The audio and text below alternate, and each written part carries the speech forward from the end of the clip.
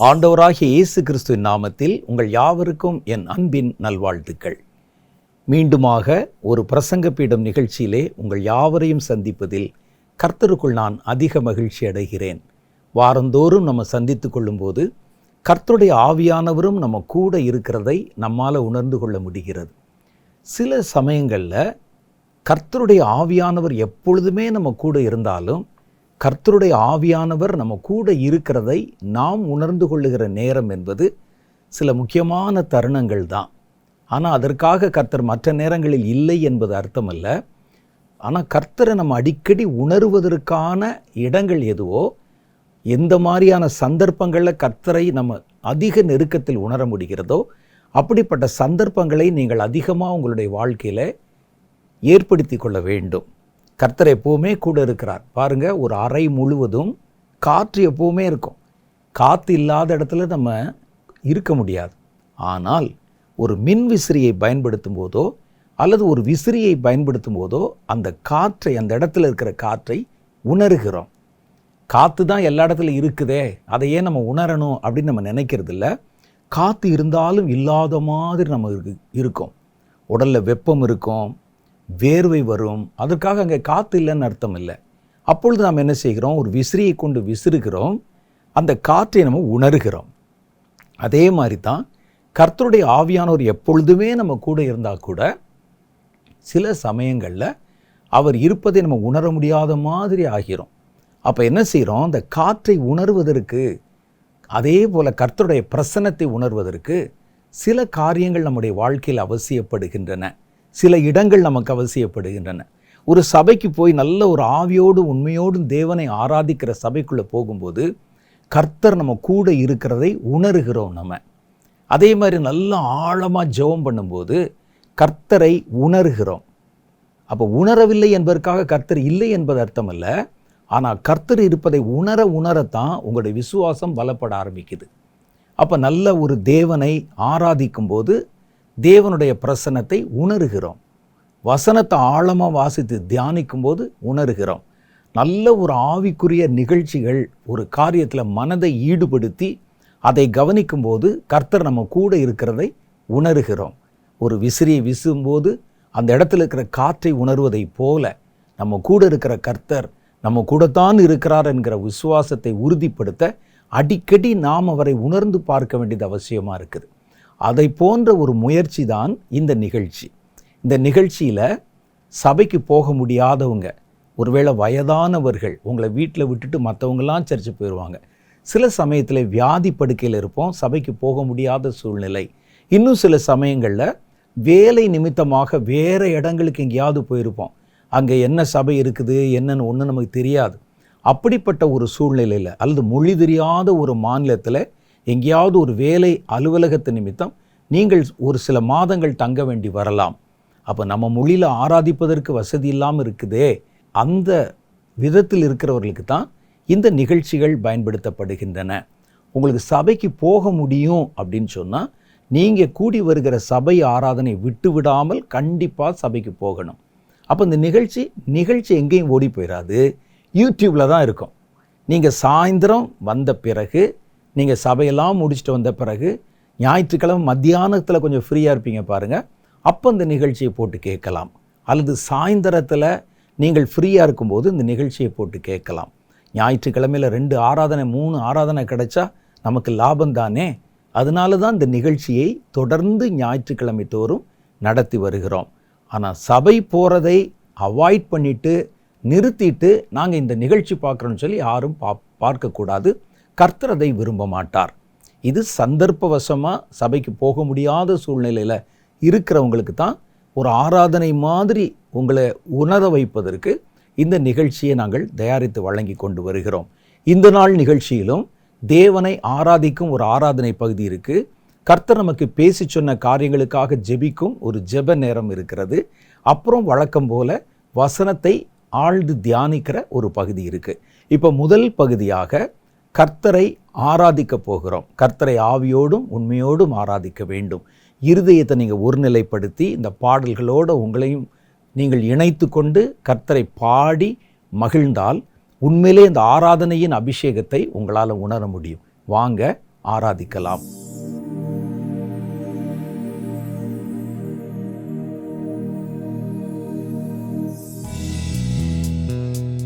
ஹல்லேலூயா, ஹல்லேலூயா. ஸ்தோத்திரம், ஸ்தோத்திரம், ஸ்தோத்திரம் ஆண்டவரே.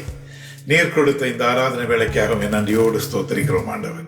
உலகத்தின் பல இடங்களில் இருந்து இதில் பங்கேற்கிற அத்தனை பேரையும் இயேசுவின் நாமத்தில் வாழ்த்துதலின் தெரிவித்துக் கொள்கிறேன் ஆண்டவரே. நீர் ஆசீர்வதியும், ஆசீர்வதியும்.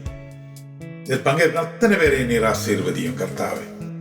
ஹல்லேலூயா, ஹல்லேலூயா. உங்களோட ஆராதனை வேலையை உமக்கு சுகந்த வாசனையுள்ள ஒரு ஆராதனையாக நீர் மாற்றுவீராக கர்த்தாவே. ஆசீர்வதியும், ஆசீர்வதியும் கர்த்தாவே. உம்மை துதிக்கிற வாக்கியத்தை நீர் எனக்கு தந்தீர், அதற்காக நன்றி இயேசுவே. யாத்ராகமம் 20:24 வேதம் சொல்லுகிறது, நான் என் நாமத்தை பிரஸ்தாவப்படுத்தும் எந்த ஸ்தானத்திலும் உன்னிடத்தில் வந்து உன்னை ஆசீர்வதிப்பேன். மத்தேயு 18:20 நாம் வாசிக்கிறோம், 2 பேராவது 3 பேராவது என் நாமத்திலே எங்கே கூடியிருக்கிறார்களோ அங்கே அவர்கள் நடுவிலே நான் இருக்கிறேன் என்று சொன்ன ஆண்டவர் நம் மத்தியில் உலாவிக் கொண்டிருக்கிறார். இயேசுவே உம் நாமத்தினால் இன்பமுண்டு யாவருக்கும், நன்றியுள்ள இதயத்துடன் கூடினோமின் நன்னாளிலே. இயேசுவே உம் நாமத்தினால் இன்பமுண்டு யாவருக்கும், நன்றியுள்ள இதயத்துடன் கூடினோமின் நன்னாளிலே. எங்கள் தேவனே, எங்கள் ராஜனே, எங்கள் தேவனே, எங்கள் ராஜனே, என்றும் சேவிப்போம். நன்றியுள்ள சாட்சியாக உமக்கென்றும் ஜீவிப்போம். யோவான் 16:33 வேதம் சொல்லுகிறது, உலகத்தில் உங்களுக்கு உபத்திரவம் உண்டு, ஆனாலும் திடன் கொள்ளுங்கள், நான் உலகத்தை ஜெயித்தேன் என்று ஆண்டவராகிய இயேசு கிறிஸ்து சொல்லி இருக்கிறார். அதை நாம் விசுவாசிப்போம். நிலையில்லை உலகில் நெறி தவறியலைந்தோ, நின்னொளி பிரகாசித்திட நீங்க ஜீவன் கண்டடைந்தோ. நிலையில்லை உலகில் நெறி தவறியலைந்தோ, நின்னொளி பிரகாசித்திட நீங்க ஜீவன் கண்டடைந்தோ. எங்கள் தேவனே, எங்கள் ராஜனே, எங்கள் தேவனே, எங்கள் ராஜனே, என்றும் உம்மையே சேவிப்போம். நன்றியுள்ள சாட்சியாக உமக்கென்றும் ஜீவிப்போம். யோவான் 12:25 நாம் வாசிக்கிறோம், தன் ஜீவனை சிநேகிக்கிறவன் அதை இழந்து போவான். இந்த உலகத்தில் தன் ஜீவனை வெறுக்கிறவனோ அதை நித்திய காலமாக காத்துக் கொள்வான். இயேசுவை நம்பின் செல்லுவோம், உலகை என்றும் வெறுப்போம், இன்ப பாதை சென்றிடுவோம், என்றும் அவரின் பலத்தால். இயேசுவை நாம் பின் செல்லுவோம், உலகை என்றும் வெறுப்போம், இன்ப பாதை சென்றிடுவோம், என்றும் அவரின் பலத்தால். எங்கள் தேவனே, எங்கள் ராஜனே, எங்கள் தேவனே, எங்கள் ராஜனே, என்றும் உம்மையே சேவிப்போம். நன்றியுள்ள சாட்சியாக உமக்கென்றும் ஜீவிப்போம். உன்னை கண்டழைக்கும் சத்தத்தை கேட்டாயோ பாவியே, இன்று இயேசு அண்டை வாராயோ, நித்திய ஜீவன் பெற்றடைய. உன்னை கண்டழைக்கும் சத்தத்தை கேட்டாயோ பாவியே, இன்று இயேசு அண்டை வாராயோ, நித்திய ஜீவன் பெற்றடைய. எங்கள் தேவனே எங்கள் ராஜனே, எங்கள் தேவனே எங்கள் ராஜனே, என்றும் உம்மையே சேவிப்போம். நன்றியுள்ள சாட்சியாக உமக்கென்றும் ஜீவிப்போம். லூக்கா 18:27 வேதம் சொல்லுகிறது, கர்த்தரால் கூடாத காரியம் ஒன்றுமில்லை. The things which are impossible with men are possible with God. கர்த்தராலே எல்லாமே கூடும், எல்லாமே வாய்க்கும். உம்மலாகாத காரியம் ஒன்றுமில்லை, உம்மலாகாத காரியம் ஒன்றுமில்லை, உம்மலாகாத காரியம் ஒன்றுமில்லை. எல்லாமே உம்மாலாகும், அல்லேலூயா, எல்லாமே உம்மாலாகும். உம்மலாகாத காரியம் ஒன்றுமில்லை, உம்மலாகாத காரியம் ஒன்றுமில்லை, உம்மலாகாத காரியம் ஒன்றுமில்லை.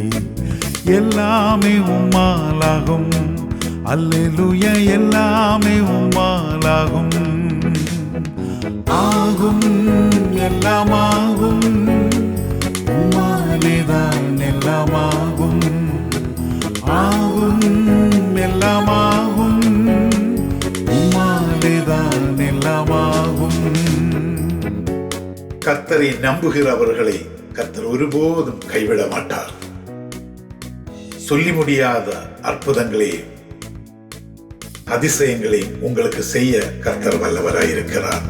சொல்லி முடியாத அற்புதம் செய்பவர் நீரே ஐயா, நீரே. எண்ணி முடியாத அதிசயம் செய்பவர் நீரே ஐயா, நீரே.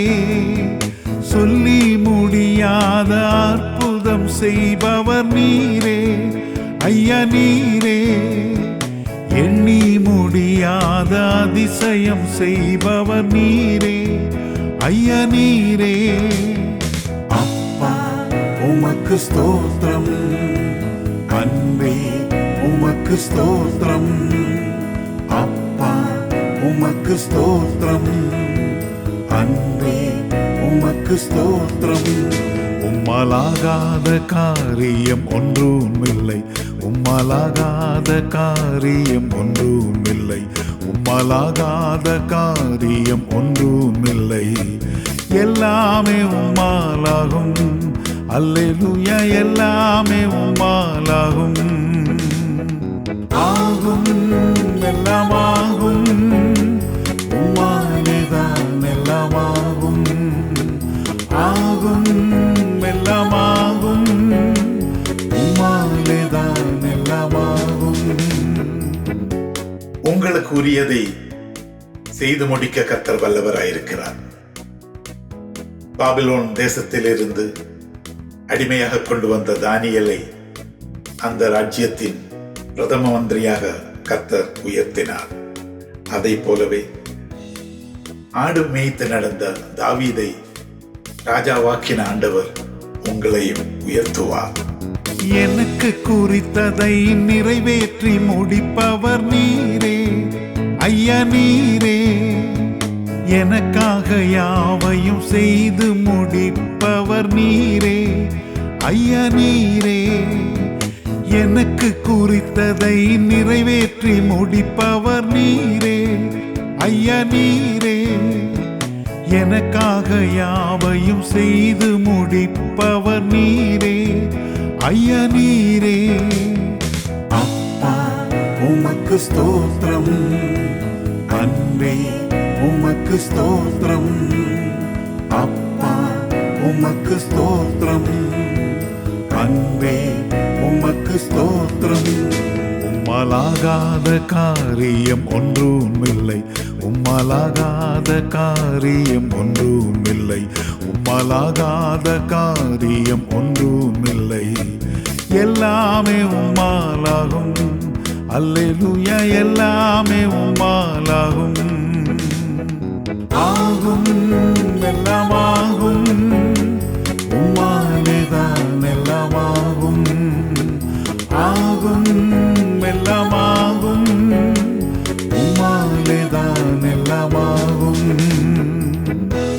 Now I'm going to sing this song in Telugu for our Telugu friends. గాలి తుపాను సముద్రమున నచ్చిన దేవా, గొప్ప దేవా, గగనము చీల్చి మన్నాను పంపిన దేవా, గొప్ప దేవా. గాలి తుపాను సముద్రమున నచ్చిన దేవా, గొప్ప దేవా, గగనము చీల్చి మన్నాను పంపిన దేవా, గొప్ప దేవా. తండ్రి నీకే స్తోత్రం, ప్రభువా నీకే స్తోత్రం, తండ్రి నీకే స్తోత్రం, ప్రభువా నీకే స్తోత్రం. నీకసాధ్యమైనది లేనే లేదు, నీకసాధ్యమైనది లేనే లేదు, నీకసాధ్యమైనది లేనే లేదు. సమస్తం సాధ్యమే, హల్లెలూయా, సమస్తం సాధ్యమే.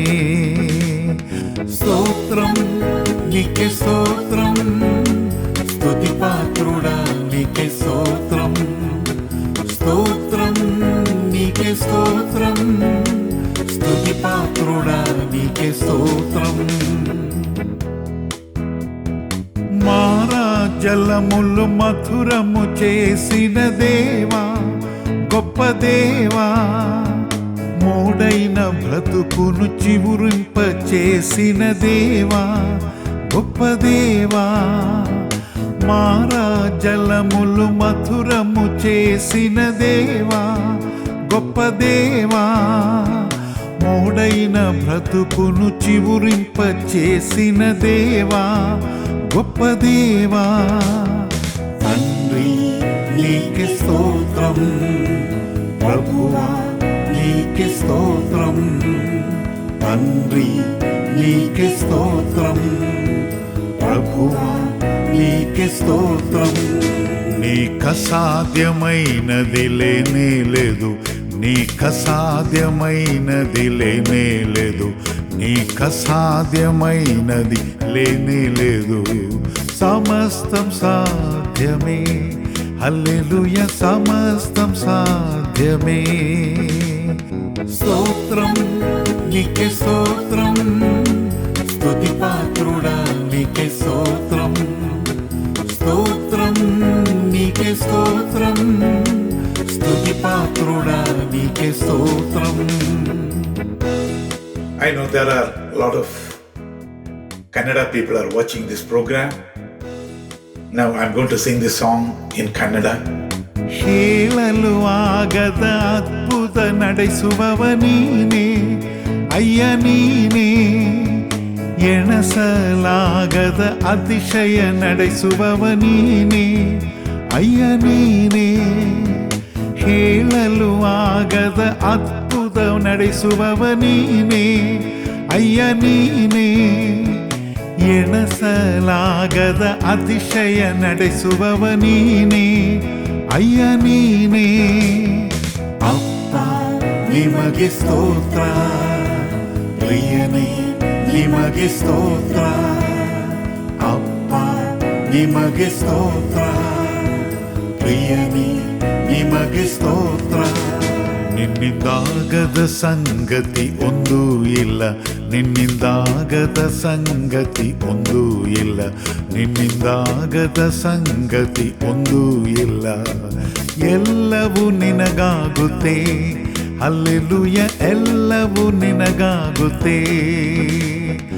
ಆಗುತ್ತೆ, ಎಲ್ಲ ಆಗುತ್ತೆ, ನಿಮ್ಮಿಂದಲೇ ಎಲ್ಲ ಆಗುತ್ತೆ. ಆಗುತ್ತೆ, ಎಲ್ಲ ಆಗುತ್ತೆ, ನಿಮ್ಮಿಂದಲೇ ಎಲ್ಲ ಆಗುತ್ತೆ. ನನ್ನಯ ಕುರಿತು ಆಲೋಚಿಸುವವನು ನೀನೇ, ಅಯ್ಯ ನೀನೇ, ನನಗಾಗಿ ಎಲ್ಲವ ಮಾಡಿ ಮುಗಿಸುವವ ನೀನೇ, ಅಯ್ಯ ನೀನೇ. ನನ್ನಯ ಕುರಿತು ಆಲೋಚಿಸುವವನು ನೀನೇ, ಅಯ್ಯ ನೀನೇ, ನನಗಾಗಿ ಎಲ್ಲವ ಮಾಡಿ ಮುಗಿಸುವವ ನೀನೇ, ಅಯ್ಯ ನೀನೇ. ಅಪ್ಪ ನಿಮಗೆ ಸ್ತೋತ್ರ, ಪ್ರಿಯನೇ ನಿಮಗೆ ಸ್ತೋತ್ರ. ಅಪ್ಪ ನಿಮಗೆ ಸ್ತೋತ್ರ, ಪ್ರಿಯನೇ ನಿಮಗೆ ಸ್ತೋತ್ರ. ನಿನ್ನಿಂದಾಗದ ಸಂಗತಿ ಒಂದೂ ಇಲ್ಲ, ನಿನ್ನಿಂದಾಗದ ಸಂಗತಿ ಒಂದೂ ಇಲ್ಲ, ನಿನ್ನಿಂದಾಗದ ಸಂಗತಿ ಒಂದೂ ಇಲ್ಲ. ಎಲ್ಲವೂ ನಿನಗಾಗುತ್ತೆ, ಹಲ್ಲೆಲೂಯ, ಎಲ್ಲವೂ ನಿನಗಾಗುತ್ತೆ. ಆಗುತ್ತೆ, ಎಲ್ಲ ಆಗುತ್ತೆ, ನಿಮ್ಮಿಂದಲೇ ಎಲ್ಲ ಆಗುತ್ತೆ. ಆಗುತ್ತೆ, ಎಲ್ಲ ಆಗುತ್ತೆ, ನಿಮ್ಮಿಂದಲೇ ಎಲ್ಲ ಆಗುತ್ತೆ.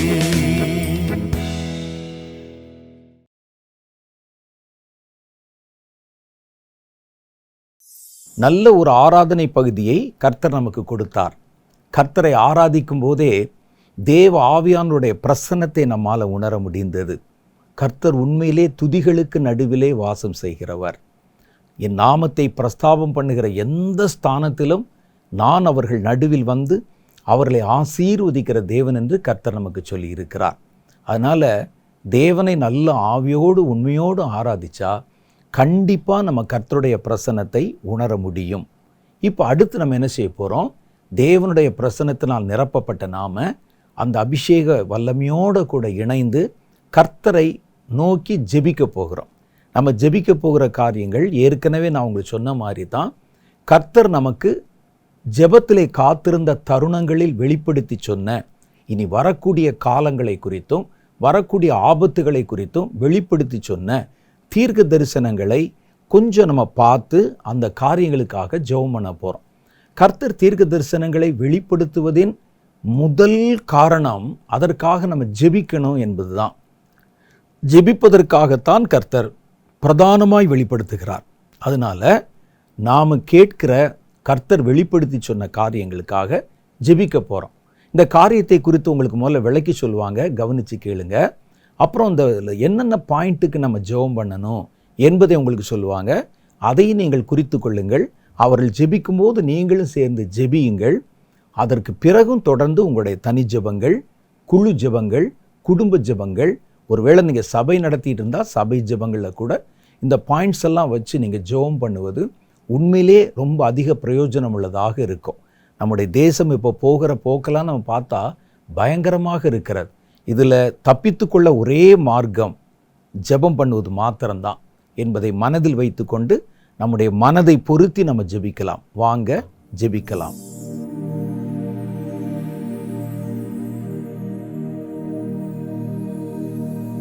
Praise the Lord. இந்த நாள்லையும் நம்ம எல்லாருமே சேர்ந்து தேவனுடைய பாதத்துல மன்றாடி ஜெபிக்க போற ஒரு பிரதானமான காரியம் எதற்காக அப்படின்னு சொன்னா, கடந்த நாட்கள்ல அதிகரித்து கொண்டே வருகிற விமான விபத்துக்களுக்காக தான் நம்ம மன்றாடி ஜெபிக்க போகிறோம்.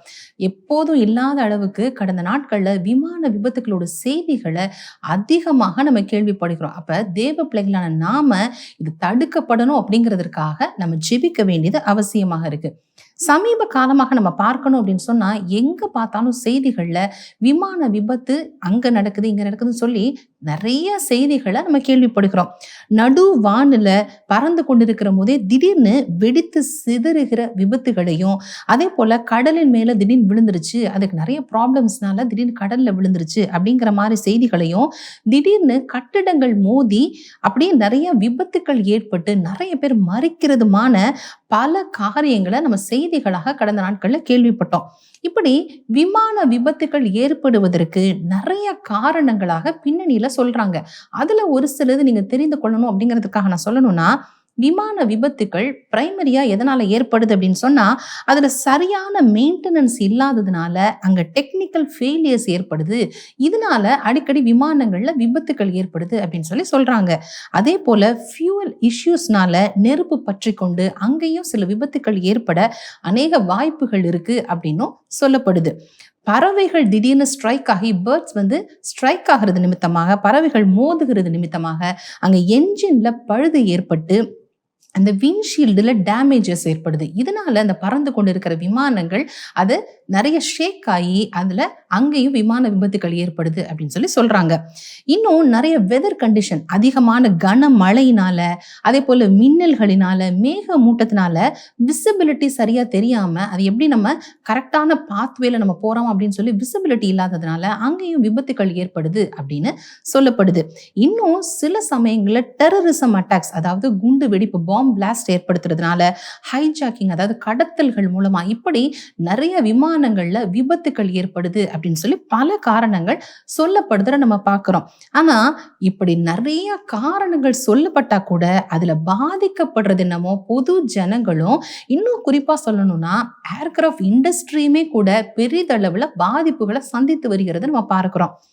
பொது ஜனங்களுக்கு இது எப்படியெல்லாம் பாதிப்பை ஏற்படுத்துது அப்படின்னு நம்ம தெரிந்து கொள்ளணும்னா, மாஸ் டெத், அதே போல ஜனங்கள் கூட்டம் கூட்டமாக ஒரு இடத்துல டிராவல் பண்ணிக்கிற பொழுது அந்த விபத்து ஏற்படுறதுனால அதுல போற அத்தனை ஜனங்களும் ஒரே நேரத்துல அப்படி மரித்து போறது. அப்போ ஒரு மாஸ் டெத் அங்க ஏற்படுது.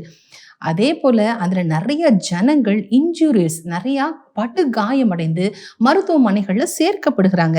இன்னும் அதை பார்க்கிற இந்த ஃபிளைட்ல டிராவல் பண்றாங்கல்ல, அதற்குள்ள இருக்கிற ஜனங்களா இருக்கலாம், அதை பார்க்கிறவங்களா இருக்கலாம், அவங்களுக்கு இப்படிப்பட்ட ஆக்சிடென்ட்ஸை நேருக்கு நேராக பார்த்த உடனே மிகப்பெரிய மனநிலை பாதிக்கப்படுது. ஒரு பெரிய ட்ராமா மாதிரியே அவங்களோட லைஃப்ல அது அப்படியே வந்து மனதளவில் அவங்க பெரிதும் பாதிக்கப்படுறதையும், இன்னும் ஃப்ளைட் அப்படின்னு சொன்னாலே இனி அதில் டிராவலே பண்ணக்கூடாது அப்படிங்கிற அளவுக்கு மிகுந்த பயங்களும் பொதுமக்களுக்கு ஏற்படுறதை நம்ம பார்க்கிறோம். இது பொது ஜனங்களுக்கு ஏற்படுகிற பாதிப்புகள் அப்படின்னு சொல்லப்பட்டாலும், ஏர்கிராஃப்ட் இண்டஸ்ட்ரிக்கு என்னென்னலாம் பாதிப்புகள் வருது அப்படின்னு நம்ம தெரிந்து கொள்ளணும்னா, மேசிவான ஒரு ஃபினான்ஷியல் லாஸ் அங்கே ஏற்படுது. மிகப்பெரிய நஷ்டத்தை அவங்க ஈடுபடுத்த முடியாத ஒரு நஷ்டத்தை அவங்க சந்திக்கிறாங்க. அதே போல ப்ராப்பர்ட்டி டேமேஜ் ஆகுது. இந்த ப்ராப்பர்ட்டிஸ் டேமேஜ் ஆகுறதுனால அதை மறுபடியும் சீரமைக்கணும் அப்படின்னு சொன்னா நிறைய லட்சக்கணக்கான கோடிக்கணக்கான பணம் அங்கே தேவைப்படும். அப்ப அந்த இடத்துல ஒரு மிகப்பெரிய டேமேஜஸ் அவங்க சந்திக்கிறாங்க. அதே போல அவங்களுக்கு ஒரு ரெப்யூட்டேஷன் இருக்குல்ல, ஒரு நல்ல பேர் இருந்துச்சுல அந்த ஏர்கிராஃப்ட் அப்படின்னு சொன்னாலே, இந்த ஃபிளைட் அப்படின்னு சொன்னாலே நல்ல ஒரு பேர் இருக்கும். அந்த ரெப்யூட்டேஷன் கெட்டு போறதை நம்ம பார்க்கிறோம். இனி இந்த ஃபிளைட்ல நம்ம போகவே கூடாது அப்படின்னு சொல்லி ஒரு பிராண்டு குத்திரதை நம்ம பார்க்கிறோம். அதே போல அந்த ஏவியேஷன் இண்டஸ்ட்ரியில அந்த ஃபிளைட்ல வேலை செய்யற நிறைய பேருக்கு வேலை இழப்புகளும் ஏற்படுது. இந்த மாதிரி இந்த ஏர்கிராஃப்ட் இண்டஸ்ட்ரியிலையும் மிகப்பெரிய பாதிப்புகளை அவங்க சந்திக்கிறத நம்ம பார்க்கிறோம். சமீப நாட்கள்ல நடந்த சில கொடூரமான விபத்துக்களை நீங்க தெரிந்து கொள்ளணும் அப்படிங்கிறதுக்காக நான் சில காரியங்களை ஷேர் பண்றேன். இந்த வருடத்துல கடந்த ஜூன் மாதத்துல நம்ம பார்த்தோம்னு சொன்னா யாருக்குமே மறக்கவே முடியாத ஒரு மிகப்பெரிய விபத்து அகமதாபாத். அந்த இடத்துல நடந்த ஒரு மேசிவான விபத்து. அது அகமதாபாத்ல இருந்து லண்டனுக்கு போற அந்த விமானத்துல டேக் ஆஃப் ஆன சில நிமிடங்கள்லயே அங்க சில கோளாறுகள் ஏற்பட்டு மிகப்பெரிய விபத்தை அந்த விமானம் சந்தித்ததை நம்ம பார்க்கிறோம். அது ஒரு மருத்துவ கல்லூரியினுடைய பில்டிங்ல மோதி, அதே போல அங்க இருக்கிற ரெசிடென்ஷியல் பில்டிங் அதற்குள்ள இருந்த நிறைய பேரு படுகாயம் அடைந்தாங்க அப்படின்னு சொல்லி பார்க்கிறோம். அதுல டிராவல் பண்ண 241 பயணிகளும் ஒரே நேரத்துல அப்படியே மரித்து போனாங்க. ஒரே ஒரு மனிதன் மட்டும்தான் காயத்தோட தப்பினார் அப்படின்னு நம்ம செய்தி கேட்டோம். அப்ப சிலர் இதை பார்த்தாங்கல்ல, அதற்குள்ள இந்த ரெசிடென்ஷியல் பில்டிங்ல மோதினதையும் அந்த மருத்துவ கல்லூரியில இருந்த ஜனங்களும் இதை பார்த்த அநேக ஜனங்கள் அதிர்ச்சியில மனதளவுல அப்படி பாதிக்கப்பட்டதை நம்ம பார்க்கிறோம். அதுல வாழ்ந்து கொண்டிருந்த அப்படி மோதினதுனால அதுல வாழ்ந்து கொண்டிருக்கிற ஜனங்களுக்கு நிறைய இன்ஜூரிஸ் ஏற்பட்டு ஹாஸ்பிட்டல் அட்மிட் பண்ணியிருந்தாங்க அப்படின்னு சொல்லி செய்தி கேள்விப்பட்டோம். அதே போல இதை குறிப்பா அவங்க சொல்லணும் அப்படின்னு சொன்னா டெட்லியஸ்ட் கிராஷ் அப்படின்னு அதை மென்ஷன் பண்றாங்க.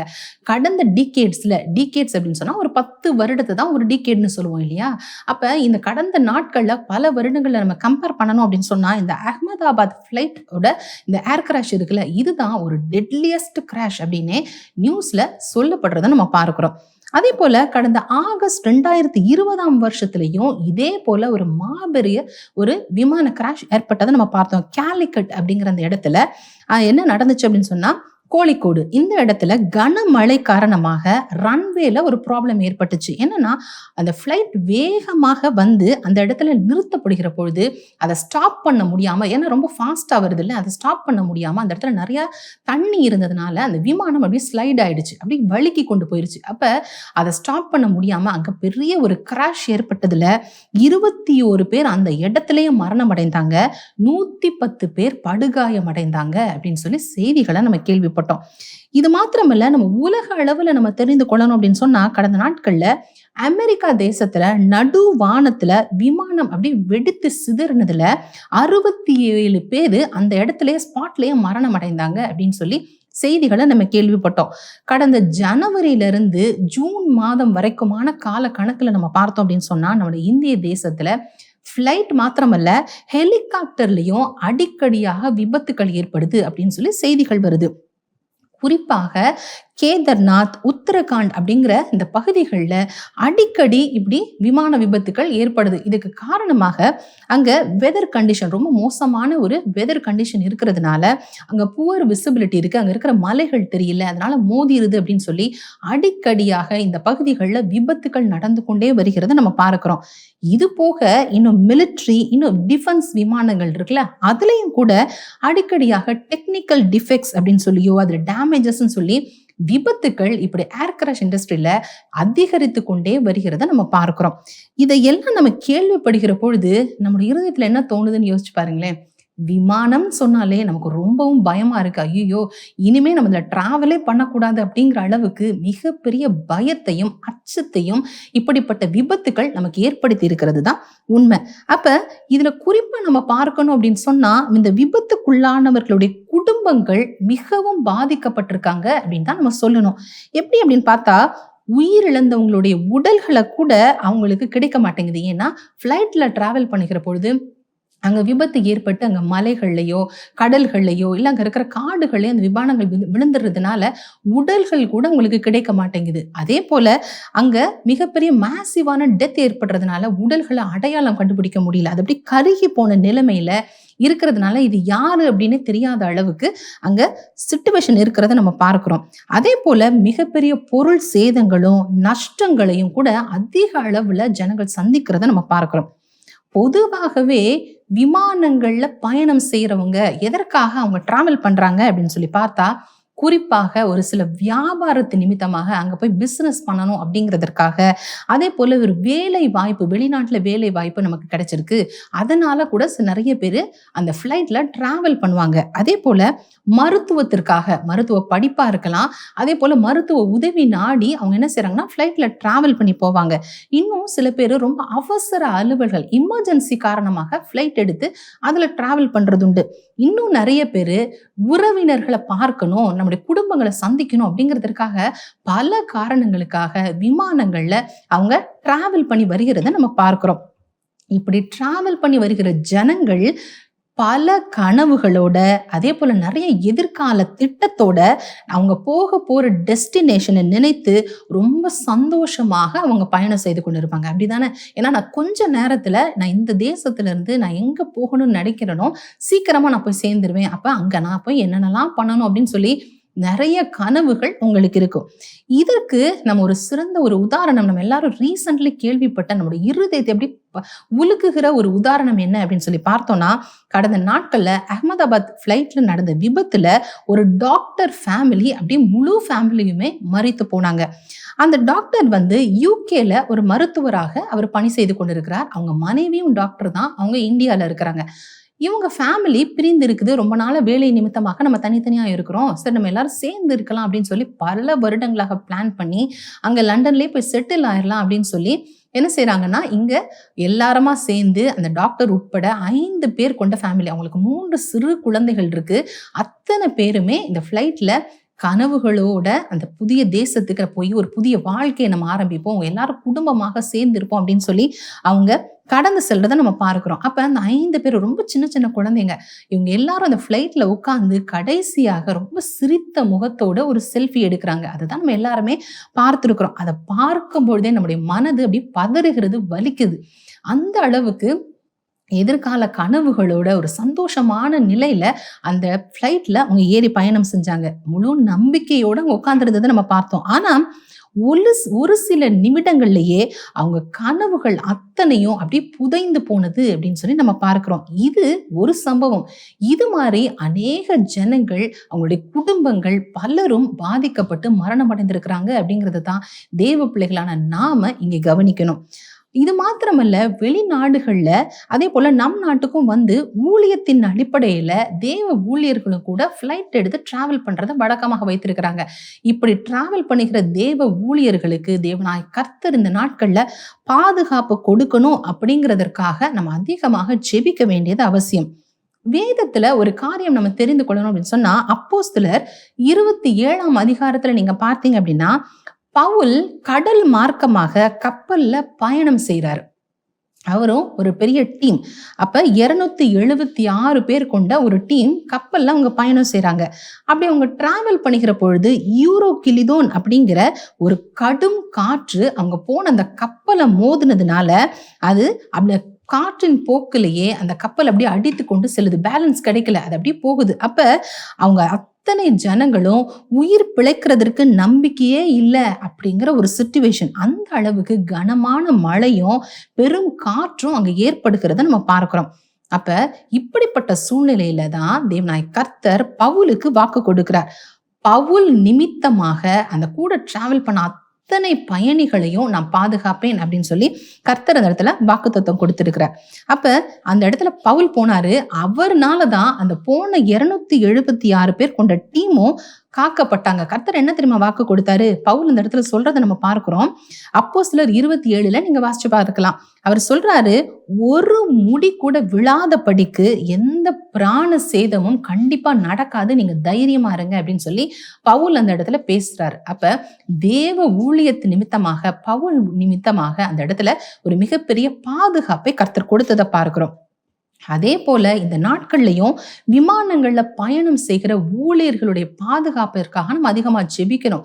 அப்படிப்பட்ட ஊழியர்களின் நிமித்தமாக அங்க உடன் பயணம் செய்கிற அத்தனை பயணிகளையும் தேவனாய் கர்த்தர் பாதுகாத்துக் கொள்ளணும். பிளைட்ஸை கர்த்தர் பாதுகாத்துக் கொள்ளணும். இது போன்ற தீமைகள் இனியும் நடக்க கூடாது அப்படின்னு சொல்லி நம்ம அதிகமாக ஜெபிக்க வேண்டியது அவசியம். எங்கெங்கெல்லாம் மாஸ் டெத் நடக்கிற சம்பவங்களை நம்ம கேள்விப்படுறோமோ, நீங்க நல்லா உற்று கவனித்து நம்முடைய தேவ பிள்ளைகள் பார்த்தோம் அப்படின்னு சொன்னா, அதனுடைய பின்னணியில கண்டிப்பாக சாத்தான் கிரியை செய்து கொண்டு இருப்பான். ஏன்னா நான் ஏற்கனவே சொன்ன மாதிரி சாத்தான் மனுஷ கொலை பாதகன். அப்ப மாஸ் டெத் ஏற்படுத்துறது நிமித்தமாக ஜனங்களுடைய ஜீவனை பறித்து கொள்ளணும். அதுதான் சாத்தானுடைய தந்திரமாக இருக்கு. அப்ப இந்த நாட்கள்ல விமான விபத்துகளை அதிக அளவுல ஏற்படுத்துறது நிமித்தமாக ஒரு நேரத்திலேயே பல ஜீவன்களை அப்படியே எடுத்துக்கொள்ள முடியும். இது சாத்தானுடைய தந்திரமான திட்டங்களாக இருக்கு.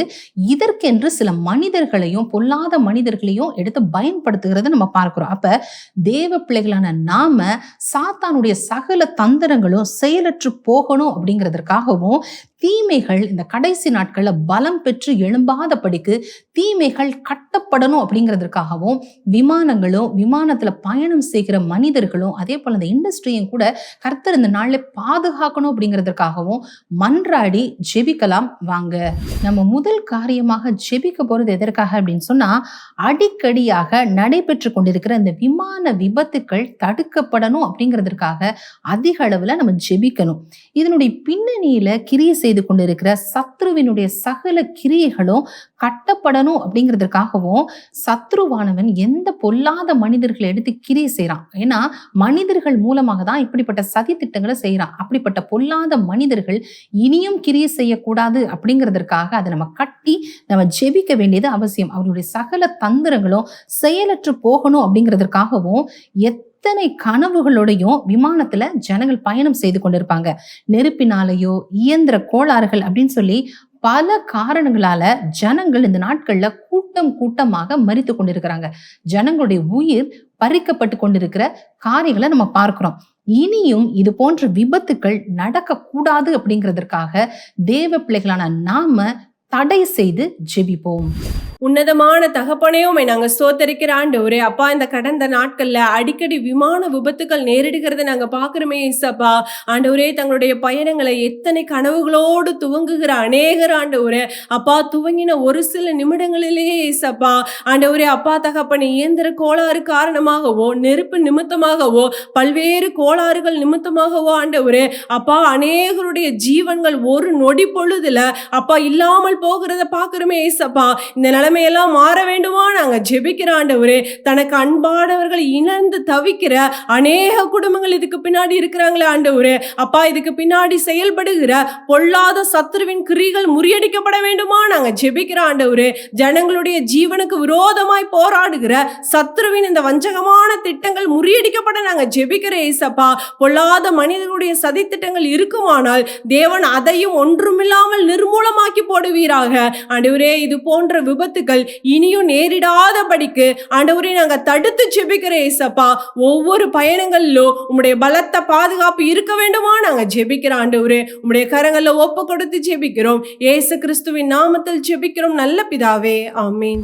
இரண்டாவதாக நம்ம ஜெபிக்கிறது எதற்காக அப்படின்னு சொன்னா, பெருகி வருகிற விமான விபத்துகள் மற்றும் அழிவுகளுக்காக திறப்பிலே நின்று மன்றாடி ஜெபிக்கிற திரளான ஜெப வீரர்கள் நம்முடைய தேசத்துல, அதே போல நம்முடைய திருச்சபைகளில் அதிக அளவுல எழும்பணும் அப்படிங்கிறதுக்காகவும் ஜெப பாரமும் ஜெப அபிஷேகமும் ஊற்றப்பட்டு அவங்க இந்த தீமைக்கு எதிராக யுத்தம் செய்து ஜெபிக்கிற அநேக ஜெப குழுக்கள், அதாவது பிரேயர் செல்ஸ் திரளாக எழும்பணும் அப்படிங்கிறதுக்காகவும் கூட்டம் கூட்டமாக மரிக்கிற, அதாவது இந்த மாஸ் டெத் இருக்குல்ல, அப்படி மரிக்கிற ஜனங்களுடைய உயிர்கள் இனியும் பறிக்கப்படக்கூடாதபடிக்கு தேவனாய் கர்த்தர் ஜனங்களை பாதுகாத்து கொள்ளணும் அப்படிங்கிறதுக்காகவும் ஊழியங்களின் நிமித்தமாக பயணம் செய்கிற ஒவ்வொரு ஊழியர்களையும் தேவனாய் கர்த்தர் இந்த நாள்ல தம்முடைய செட்டையின் மறைவிலே மறைத்து பாதுகாத்து கொள்ளணும் அப்படிங்கிறதுக்காக நம்ம அதிகமாக ஜெபிக்கணும். அதே போல இனி வருகிற நாட்கள்ல இந்த விமான விபத்துகள் தடுக்கப்படணும், ஜனங்கள் மரிக்க கூடாது அப்படிங்கிறதுக்காக நாம ஜெபிக்க வேண்டியது அவசியம். அதே போல ஜனங்கள் பயமின்றி விமானங்கள்ல பயணம் செய்யணும் அப்படிங்கிறதுக்காகவும் இந்த ஏர்கிராஃப்ட் இண்டஸ்ட்ரிக்காகவும் பாரத்தோட ஜெபிப்போம். சர்வ வல்லமை உள்ள தேவனே, அப்பா உன்னதமானவரே, இந்த வேளையிலும் கூட எங்க தேசத்தில் பெருகி வருகிற விமான விபத்துகளுக்காக உங்களை நோக்கி நாங்க பார்க்கிறோண்டவரே. இந்த நாட்கள் அநேக ஜீவன்கள் இந்த விபத்துகள் மூலமாய் மறிக்கப்படுகிற செய்திகளை நாங்க கேள்விப்படுகிறோமே ஆண்டவரே. அப்பா, அந்த வேளையிலும் கூட ஒரு விஷயம் கூட கர்த்தர் எங்க ஜனங்களை நினைத்தருள்வீராக. இப்படிப்பட்ட தீமைகள் எங்க தேசத்துல வராதபடி கர்த்தர் நீங்க பாதுகாத்துக் கொள்ளும்படிக்காக நாங்க ஜெபிக்கிறோம் ஆண்டவரே. அப்பா, அந்த திரளாய் மறிக்கிற ஜனங்களுடைய ஜீவன்களை பாதுகாக்கிற, அதற்காக ஜெபிக்கிற ஜெப வீரர்களை கர்த்தர் தாமே நீங்க எழுப்பி தருவீராக. சபைகள் தோறும் அவர்கள் எழும்புவார்களாக ஆண்டவரே. இந்த விபத்துக்களை உண்டாக்குகிற பொல்லாத ஆவிகளுடைய கிரியைகளை அழிக்கத்தக்கதான யுத்த புருஷர்களை தேவன் நீங்க எழுப்பி தரும்படிக்காக நாங்க ஜெபிக்கிறோம். அதே போல ஆண்டவரே, தேவ ஊழியர்கள் ஊழியத்து நிமித்தம் அநேக இடங்களுக்கு அவங்க பிரயாணப்பட்டு போகிறார்களே, அவர்கள் மேல கர்த்தருடைய பாதுகாப்பு உண்டாயிருப்பதாக. விமானங்களில் பிரயாணப்படுகிற தேவ பிள்ளைகள் பாதுகாக்கப்படுவார்களாக ஆண்டவரே. கர்த்தருடைய பாதுகாப்பின் கரம் எங்க தேவ ஊழியர்கள் மேல தங்கி இருக்கும்படிக்காக நாங்க ஜெபிக்கிறோம். விமானத்தில் பயணம் செய்வது என்றாலே ஆண்டவரே, இந்த நாட்கள்ல பயப்படுகிற அந்த மனநிலைகள் எங்க ஜனங்களை விட்டு அதை அப்புறப்பட்டு போகும்படிக்காக நாங்க ஜெபிக்கிறோம். இன்னாண்டவரே, எங்க தேசத்தில் இப்படிப்பட்ட மரணங்களும் கொத்து கொத்தாய் மறிக்கிற இந்த சூழ்நிலைகளும் எங்க தேசத்துல வராதபடி கர்த்தர் நீங்க காத்துக்கொள்வீராக. எங்க ஜனங்கள் பாதுகாக்கப்படும்படிக்காக நாங்க ஒப்பு கொடுத்து ஜெபிக்கிறோம். மீட்பர் இயேசு கிறிஸ்துவின் நாமத்தினாலே ஜெபிக்கிறோம் நல்ல பிதாவே, ஆமென். நல்ல ஒரு ஜெப நேரத்தை கர்த்தர் நம்ம கொடுத்தார். ஜெபிக்கும் போது நீங்கள் நல்ல ஒரு காரியத்தை கவனித்து பார்த்தீங்கன்னா, ஆவியானவருக்குள்ளே நீங்கள் ஜெபிக்கும் போது உங்கள் ஜெபத்தை அப்படியே உங்களுடைய மாம்சத்தில் இருந்து தன்னுடைய ஆவிக்கு மாற்றிக்கொண்டு ஆவியானவரே வாக்கு கடங்காத பெருமூச்சலோட ஜெபிக்கிற அனுபவத்தை நம்ம கவனித்து பார்க்க முடியும். அது எப்போ நடக்கும் அப்படின்னு கேட்டால், நீங்கள் எந்த காரியத்துக்கு ஜெபிக்கிறீங்களோ அந்த காரியத்தில் முழு மனதை ஈடுபடுத்தி ஜெபிக்கணும். சும்மா ஏனோ தானோ சொல்லிட்டாங்கன்னு சொல்லி ஒரு ஃபார்மேட் வச்சுருப்பாங்க, அதே மாதிரி வழக்கம் போல் ஒரு டெம்ப்ளேட் வச்சு ஜெபம் பண்ணக்கூடாது. நல்லா மனசு விட்டு ஜெபம் பண்ணிங்கன்னா, ஆழமாக ஜெபம் பண்ணும்போதே ஒரு ட்ரெயின் போகும்போது அப்படி ட்ராக் மாறுவது தெரியும். அதே மாதிரி நீங்கள் ஆரம்பித்த கருத்தோடு ஜெபித்தது, அந்த கருத்தில் நீங்கள் காட்டுகிற அந்த உத்வேகம், அதில் காட்டுகிற அக்கறை, அவைகள் எல்லாம் அப்படியே ட்ராக் மாற்றி ஆவியிலே உங்களை ஜெபிக்க வைத்து விடும். அடுத்து நீங்கள் பார்த்தீங்கன்னா, பரிசுத்த ஆவியானவர் அதை தன்னுடைய கட்டுப்பாட்டில் எடுத்துக்கொண்டு ஆவியானவர் வாக்கு கடங்காத பெருமூச்சலோட நமக்காக வேண்டுதல் செய்வார். ரோமர் 8:26 மறந்துடக்கூடாது. அப்போ நல்ல ஒரு ஜெப நேரத்தை கர்த்தர் கொடுத்ததோடு கூட அல்லாமல் நீங்கள் தொடர்ந்து இதே போல இந்த காரியங்களுக்காக ஜெபித்து வர வேண்டும்.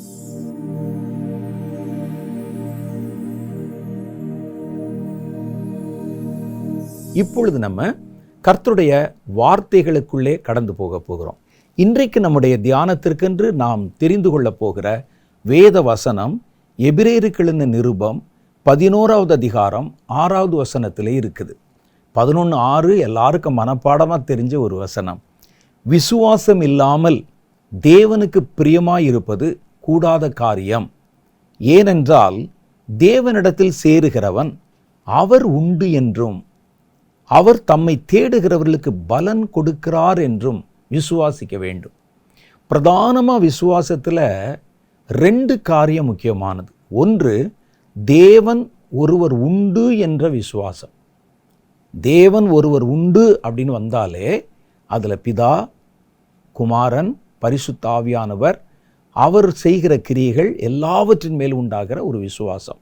2வது, அவர் தம்மை தேடுகிறவர்களுக்கு நன்மை தருகிறார், பலன் தருகிறார் என்கிற விசுவாசம். இந்த 2 விசுவாசத்தை பிரதானமாக இந்த இடத்துல சொல்லியிருக்கிறாங்க. இன்றைக்கு நாம் தியானிக்க போகிறது விசுவாசத்தை பற்றித்தான். எபிரேயர் 11:1 சொல்லுது, விசுவாசம்னா என்ன என்ற ஒரு டெஃபினிஷன் சொல்லுது. அதில் விசுவாசம் என்றால் நம்பப்படுகிறவைகளின் உறுதியும் காணப்படாதவைகளின் நிச்சயமாக இருக்கிறது. பார்க்குற ஒன்றே நம்புவதற்கு பேர் விசுவாசம் அல்ல. நான் பார்க்காத ஒன்றை நான் நம்புகிறேன் பாருங்கள், அதுக்கு பேர் தான் விசுவாசம். சிலர் சொல்லுவாங்க, எனக்கு அடையாளத்தை காட்டுங்க, பார்த்தா நம்புவேன். பார்க்கறதில்ல. ஒரு காரியத்தை கர்த்தர் சொல்லும்போது பார்த்து நம்புவதற்கு பேர் அல்ல, காணப்படாதவைகளை நம்புகிறோம் பாருங்க, அதுக்கு பேர் விசுவாசம் என்று அங்கே நமக்கு சொல்கிறாங்க. இன்றைக்கி நம்ம பார்க்க போகிறது என்னென்னா, விசுவாசத்தில் பொதுவான விசுவாசம்னு ஒன்று இருக்குது. அதைத்தான் எபிரேயருக்கு எழுதின நிருபம் 11:6 நமக்கு சொன்னது. அது தவிர நிறைய விசுவாசங்கள் இருக்கிறது. நீங்கள் நல்லா கவனித்து பார்த்தீங்கன்னா, பொதுவான விசுவாசம் எல்லாருக்கும் பொதுவாக இருக்கும். அதுக்கப்புறம் இருக்கக்கூடிய விசுவாசங்களில் ஒவ்வொருவருடைய விசுவாசமும் ஒவ்வொரு காரியத்தின் மேலே அவர்களுடைய விசுவாசம் அதிகப்படியாக வெளிப்படுகிறதை பார்க்க முடியும். சிலர் பார்த்தீங்கன்னா கர்த்தருடைய அன்பை ரொம்ப விசுவாசிப்பாங்க. இன்னும் சிலர் கர்த்தருடைய நீதியை விசுவாசிப்பாங்க. இன்னும் சிலர் கர்த்தருடைய ஆசீர்வாதத்தை விசுவாசிப்பாங்க. இன்னும் சிலர் சுகமாக்கப்படுவதை விசுவாசிப்பாங்க. இன்னும் சிலர் கர்த்தருடைய சத்தியத்தின் மேலே விசுவாசம். அப்போ அந்த விசுவாசத்தில் நிறைய வகை விசுவாசம் இருக்கிறது. அடிப்படை விசுவாசம் ஒன்று தான், தேவன் உண்டு என்று விசுவாசிப்பது. அது இல்லாமல் இந்த பக்க விசுவாசங்கள் இல்லை. இந்த விசுவாசங்களுக்கு பேரெல்லாம் ஒரு பிரான்ச் மாதிரி, ஒரு கிளை மாதிரி. மரம் இருக்குது, மரத்தில் 100 கிளை இருக்கும் இல்லை, அது மாதிரி விசுவாசத்தில் பல்வேறு விதமான விசுவாசங்கள் இருக்கிறது. நாம் விசுவாசிக்க வேண்டிய காரியங்கள் என்னென்ன என்பதை பற்றி தான் இன்றைக்கி நம்ம கொஞ்சம் விளக்கமாக தியானிக்க போகிறோம். விசுவாசத்தில் பல்வேறு விசுவாசம் இருக்குது. ஒருவருடைய விசுவாசத்தை போல இன்னொருவருடைய விசுவாசம் இருக்காது. கர்த்தருக்குரிய காரியத்தில் சிலர் சில காரியத்தை அதிகமாய் விசுவாசிப்பாங்க, ரொம்ப உறுதியாக விசுவாசிப்பாங்க. ஆனால் எல்லாரும் எல்லா விசுவாசத்தை கொண்டிருப்பார்கள் என்று சொல்ல முடியாது. சிலருடைய விசுவாசம் சில காரியங்கள் மேலே ரொம்ப தீவிரமாக இருக்கும். அதுக்காக மற்ற காரியத்தை விசுவாசிக்க மாட்டாங்க என்பது அல்ல. சில காரியங்களை கர்த்தருடைய காரியத்தில் தீவிரமாக இருக்கும். அப்போ அந்த மாதிரி ஒரு கிறிஸ்தவன், ஒரு தேவனுடைய மனிதன், அவன் விசுவாசிக்க வேண்டிய காரியங்கள் என்னென்ன? பொது விசுவாசத்தை தாண்டி, பொது விசுவாசம் என்பது மரத்தினுடைய வேறு மாதிரி. அதுக்கு மேலே பிரான்ச்சஸ் வருது பாருங்கள், கிளை. அதிலே எதெல்லாம் நமக்கு தேவையான விசுவாசங்கள் என்பதைத்தான் இன்றைக்கு நம்முடைய தியானத்திற்கென்று நாம் எடுத்துக்கொள்ள போகிறோம். முதல்ல பாருங்க, கர்த்தராகிய தேவனை விசுவாசிப்பது தான் ஆணி வேறான, அடிப்படையான, அஸ்திபாரமான விசுவாசம். யோவான் 3வது அதிகாரம் 16வது வசனம் சொல்லுகிறது, தேவன் தம்முடைய ஒரே பேரான குமாரனை விசுவாசிக்கிறவன் எவனோ அவன் கெட்டுப்போகாமல் நித்திய ஜீவனை அடையும்படி அவரை தந்தருளி இவ்வளவாய் உலகத்தில் அன்பு கூர்ந்தார். அப்போ இயேசு கிறிஸ்துவை, பரிசுத்த ஆவியானவரை, தேவனை விசுவாசிக்க வேண்டும். இதுதான் அடிப்படை ஆதார விசுவாசம். இந்த விசுவாசம் இல்லாமல் கிளை விசுவாசங்கள் கிடையாது. கிளை விசுவாசங்களில் நீங்கள் சில விசுவாசங்களை கொண்டிருக்கலாம், சில விசுவாசங்களை அதன் மேலே ரொம்ப நீங்கள் ஒரு அக்கறை செலுத்தாமல் கண்டு கொள்ளாமல் கூட இருக்கலாம். அது தப்பு இல்லை. ஆனால் அந்த அஸ்திபார விசுவாசம் இருக்குது பாருங்கள், அது எல்லாருக்குள்ளேயும் கண்டிப்பாக இருக்கணும். கர்த்தர் ஒருவர் உண்டு என்றும் அவருடைய காரியங்கள் எல்லாம் உண்மை என்றும் தம்மை தேடுகிறவர்களோடு அவர் தன்னை இணைத்து கொள்ளுகிறார் என்றும் நீங்கள் ஆழத்தில் ஆணித்தரமாக விசுவாசிக்கணும். இதை தவிர விசுவாசத்தில் இருக்கிற பல வகைகள், பல கிளைகள், அந்த கிளைகளை குறித்து தான் இன்றைக்கி நம்ம பார்க்க போகிறோம். அதை பார்க்கும்போது நம்ம என்ன செய்யலாம்னா, நம்முடைய முற்பிதாக்களில் விசுவாசத்துக்குன்னு அடையாளம் இடப்பட்ட முற்பிதாக்கள் இருக்கவங்க பாருங்கள். ஆபிரகாம் விசுவாசம் சொன்னோடனே ஆபிரகாம் ஞாபகத்துக்கு வரும். அப்போ விசுவாசத்துக்குன்னே அடையாளம் காட்டப்பட்ட நம்முடைய முற்பிதாக்களுடைய விசுவாசத்தை பார்த்தீங்கன்னா, ஒவ்வொருவருடைய விசுவாசமும் வித்தியாசமான காரியங்கள் மேல் அவர்கள் காண்பித்த விசுவாசத்தை காட்டுகிறது. பாருங்கள், முதல்ல நம்ம ஏற்கனவே பார்த்த மாதிரி ஆபிரகாமே எடுத்துக்கொள்வோமே. ஆபிரகாம் இல்லாமல் விசுவாசத்தை பற்றி யாரும் பிரசங்கம் பண்ண முடியாது. விசுவாசிகளுக்கு தகப்பன் என்று சொல்லப்படுகிறவன் ஆபிரகாம். தேவனை விசுவாசித்தான், அது அவனுக்கு நீதியாக எண்ணப்பட்டது. ஆபிரகாமுடைய விசுவாசம்தான் ரொம்ப பிரசித்தி பெற்றதாக நம்முடைய முற்பிதாக்களாலும் அப்போஸ்தலர்களாலும் அடையாளம் காட்டப்பட்ட விசுவாசத்தில் ஒன்று ஆபிரகாமுடைய விசுவாசம். ஆபிரகாமுடைய விசுவாசம் எதன் மேல் கொண்ட விசுவாசம் அப்படின்னு நீங்கள் பார்த்தீங்கன்னா ஆச்சரியமாக இருக்கும். எபிரேயருக்கு எழுதின நிருபம் 11வது அதிகாரம் 8, 9 ஆகிய வசனங்கள். ஆபிரகாமுடைய விசுவாசம் வாக்குத்தத்தம் பற்றியது. கர்த்தர் பேசின வாக்குத்தத்தம் இருக்கு பாருங்க, அதன் மேல விசுவாசம், அந்த வாக்குத்தத்தத்தின் உறுதியின் மேல கொண்ட விசுவாசம். எபிரேயர் 11, 8, 9 இதை நமக்கு வெளிப்படுத்துகிறது. விசுவாசத்தினாலே ஆபிரகாம் தான் சுதந்திரமாய் பெறப்போகிற இடத்துக்கு போகும்படி அழைக்கப்பட்ட போது கீழ்ப்படிந்து தான் போகும் இடம் இன்னதென்று அறியாமல் புறப்பட்டு போனான். விசுவாசத்தினாலே அவன் வாக்குத்தத்தம் பண்ணப்பட்ட தேசத்தில் பரதேசி போல சந்தரித்து அந்த வாக்குத்தத்தத்திற்கு உடன் சுதந்திரராகிய ஈசாக்கோடும் யாக்கோபோடும் கூடாரங்களிலே குடியிருந்தான். அப்ப இவர் செய்த விசுவாசம் முழுசும், விசுவாசத்துக்காக அவர் செய்த கிரியை முழுசுமே கர்த்தருடைய வாக்குத்தத்தத்தின் மேல் வைத்த விசுவாசம். வாக்குத்தத்தத்துக்காக அவர் வைத்த விசுவாசம். கடவுள் ஒருவர் உண்டு என்று அவர் விசுவாசிக்கிறார், அது வேற, அது அடிப்படை, அதை விட்டுருங்க. மரத்தினுடைய வேரை விட்டுருங்க, அது எல்லாருக்குள்ள இருக்க வேண்டியது. ஆனால் இப்போ நம்ம பார்க்கறது அந்த கிளைகள். ஆபிரகாமுடைய விசுவாசம் வாக்குத்தத்தங்கள் பற்றியது. கர்த்தர் சொல்லிட்டார். அப்போ அந்த வாக்குத்தத்தத்திற்கான விசுவாசம் தான் அவருடைய வாழ்க்கையில் முழுவதும் மிகுந்திருக்கிறதை பார்க்க முடியும். கர்த்தர் அவரை அழைத்த போது ஒரு வாக்குத்தத்தம் சொல்லிட்டார். அவருடைய விசுவாசம் முழுசும் அந்த வாக்குத்தத்தத்தை சுற்றியே இருக்கிறத கவனிக்க முடியும்.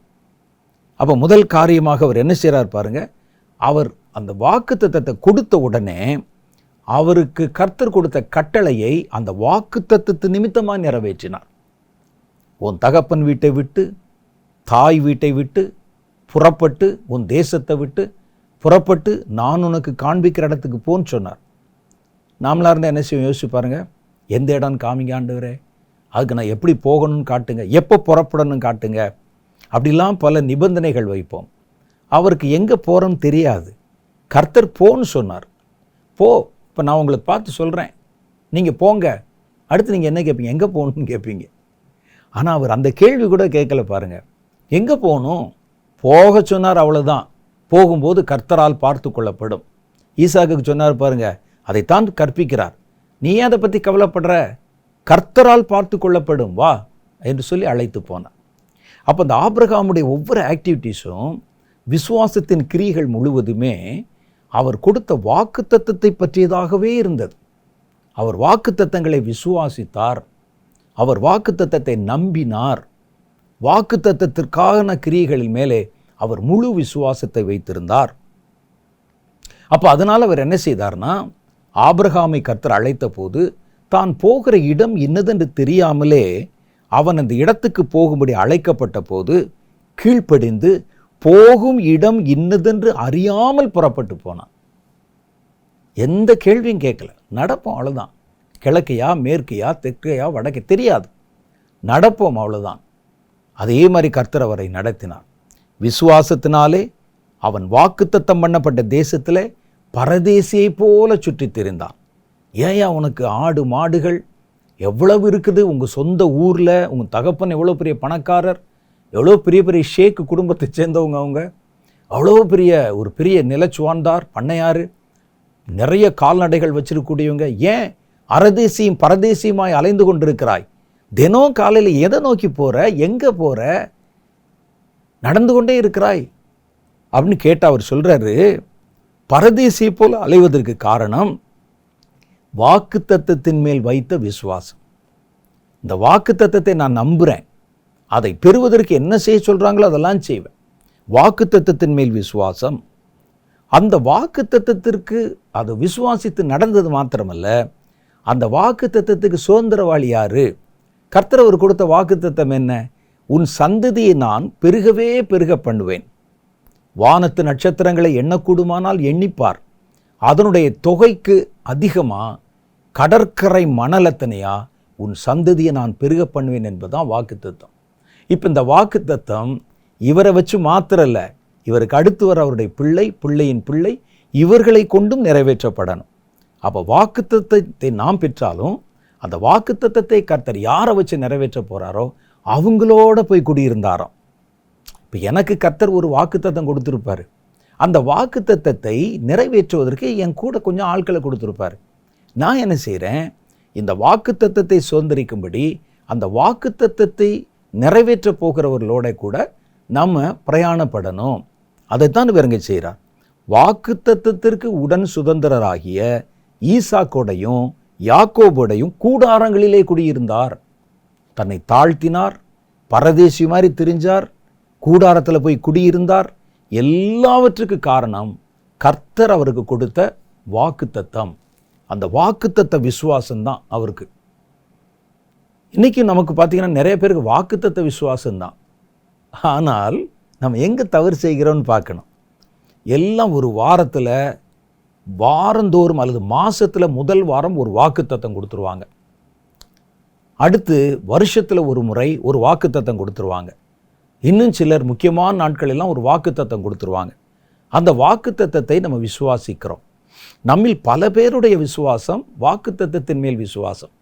ஆனால் ஆபிரகாமுடைய வாக்குத்தத்த விசுவாசத்துக்கும் நம்முடைய வாக்குத்தத்த விசுவாசத்துக்கு என்ன வித்தியாசம்னா, ஆபிரகாம் தனக்கு சொல்லப்பட்ட வாக்குத்தத்தத்தை விசுவாசித்தார். அது வேற யாருக்கும் கொடுத்ததில்லை, தனக்கே தனக்கென்று கர்த்தர் அவரிடத்துல பேசினார். நீங்கள் தினம் மாதந்தோறும் பெற வாக்குத்தத்தம் உங்களுக்குன்னு கர்த்தர் பேசி கொடுத்ததா? யோசிச்சு பாருங்க. உங்களோட கர்த்தர் பேசினாரா? உங்களிடத்துல கர்த்தர் ஒரு வாக்குத்தத்தத்தை நினைவூட்டி இது உன்னுடைய வாக்குத்தத்தம் சொன்னாரா? அப்போ நாம் எதை விசுவாசிக்கிறோன்னா, ஒரு போதகரோ ஒரு சபையோ அவங்க நமக்கு ஒரு வாக்குத்தத்தத்தை பிரிண்ட் பண்ணி கொடுத்தா அதை நம்ம விசுவாசிக்கிறோம். கொஞ்ச நாள் மறந்துடுவோம், அது வேற. ஆனால் நமக்கு என்ன ட்ரெடிஷனாக வந்துருச்சுன்னு கேட்டால், அந்த வாக்குத்தத்தத்தை வாங்கணும், வாக்குத்தத்தத்தை பெறணும் அப்படின்னு வந்துருச்சு. ஆபிரகாம் யாரோ எழுதி கொடுத்த வாக்குத்தத்தத்தை அல்ல, அல்லது யாருக்கோ சொன்ன வாக்குத்தத்தத்தை அல்ல, தனக்கே தனக்குன்னு சொல்லப்பட்ட வாக்குத்தத்தத்தை விசுவாசித்தார். அப்போ நம்ம வாக்குத்தத்தத்தை குறித்து செய்கிற பல தவறுகள் இருக்கிறது. அந்த வாக்குத்தத்தை எங்கே சொல்லப்பட்டது, யாருக்கு சொல்லப்பட்டது, எந்த சூழ்நிலையில் சொல்லப்பட்டதெல்லாம் தெரியாது நமக்கு. பைபிளில் வாக்குத்தத்தை மாதிரி இருக்கிற இடத்த மேலே இருக்கலாம் எடிட் பண்ணிவிட்டு 2 வார்த்தையை போட்டு பொதுவாக ஒரு சபையில் விசுவாசிகள் கையில் கொடுத்துருவாங்க. அந்த வாக்குத்தத்தத்தை நாம் விசுவாசிக்கிறோம், அல்லது இது ஏன் வாக்குத்தத்தம் அப்படின்னு நம்ம நம்புகிறோம். அது நம்மை சந்தோஷப்படுத்துவதற்காக. ஆனால் ஆபிரகாமுக்கு கர்த்தரே நேரடியாக பேசினார். ஒரு தீர்க்கதரிசி வந்து கூட சொல்லலை, கர்த்தரே நேரடியாக பேசினார். உன் சந்ததியை நான் பெருகவே பெருக பண்ணுவேன். கட்டளை கர்த்தரே கொடுத்தார். அவர் அதை பிடிச்சிட்டு நடந்தார். 2வது காரியம் பாருங்களேன், அந்த வாக்குத்தத்தத்தின் மேல் கொண்ட விசுவாசத்தினாலே இவர் எவ்வளவு காரியத்தை இழந்தாருங்கிறத பாருங்க. அதுக்கு எவ்வளவு பிரயாசப்பட்டார், எவ்வளவு கிரியை செய்தார் பாருங்க. இன்னைக்கு நமக்கு வாக்குத்தத்தத்தை சுதந்திரிப்பதற்கு சொல்லித் தருகிற காரியங்கள் வித்தியாசமானவைகள். ஒரு சபையில், சர்ச்சில், நான் தப்பு சொல்லலை, உங்களை உற்சாகப்படுத்துவதற்கு இந்த வாக்குத்தத்தங்களை கொடுத்தா வாங்கி வச்சுக்கோங்க. ஆனால் உங்களுக்கான முதல்ல பாருங்க. அது இன்னைக்கு நமக்கு அதை பெறுவதற்கு நமக்கு என்ன வழி சொல்லி தர்றோம்? தினம் அந்த வாக்குத்தத்த அட்டையில் கை வச்சு ஜெபம் பண்ணுங்க. அந்த வாக்குத்தத்தத்தை போகிறதுக்கு முன்னால் ஒரு தடவை வாசிச்சுட்டு போங்க. இதை வீட்டில் நிலைக்காலில் ஒட்டி வைங்க. கதவை திறக்கும் போதும் மூடும் போதும் படிங்க. அதை சொல்லி ஜெபம் பண்ணுங்க. மேலே கை வச்சு ஜெபம் பண்ணுங்க. ஆபிரகாம் அந்த வாக்குத்தத்தத்தை வச்சு நீங்கள் சொல்கிற எதையுமே செய்யலை. அந்த வாக்குத்தத்தத்தை சுதந்திரிக்க கர்த்தர் என்னென்ன கட்டளை கொடுத்தாரோ அதெல்லாம் நிறைவேற்றினார்.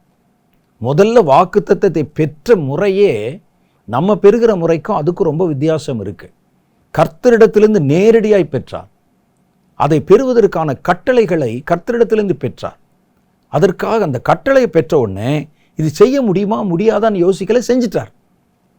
பலி கொடுக்க சொல்ல கர்த்தர் உச்சகட்டமாக வீட்டை விட்டு புறப்படுறான்னு புறப்பட்டான். உன்னுடைய இனத்தாரை விட்டுட்டு நான் உனக்கு காட்டுற தேசத்துக்கு போனா வந்துட்டார். நடன்னு சொல்கிறோம், நடக்கிறார். தேசத்துக்கு இன்னும் எவ்வளோ தூரம் போகணும் போ அப்படின்னு சொல்ல போய்கொண்டே இருக்கிறான். 25 வருஷமாக காத்திருக்கிறான்.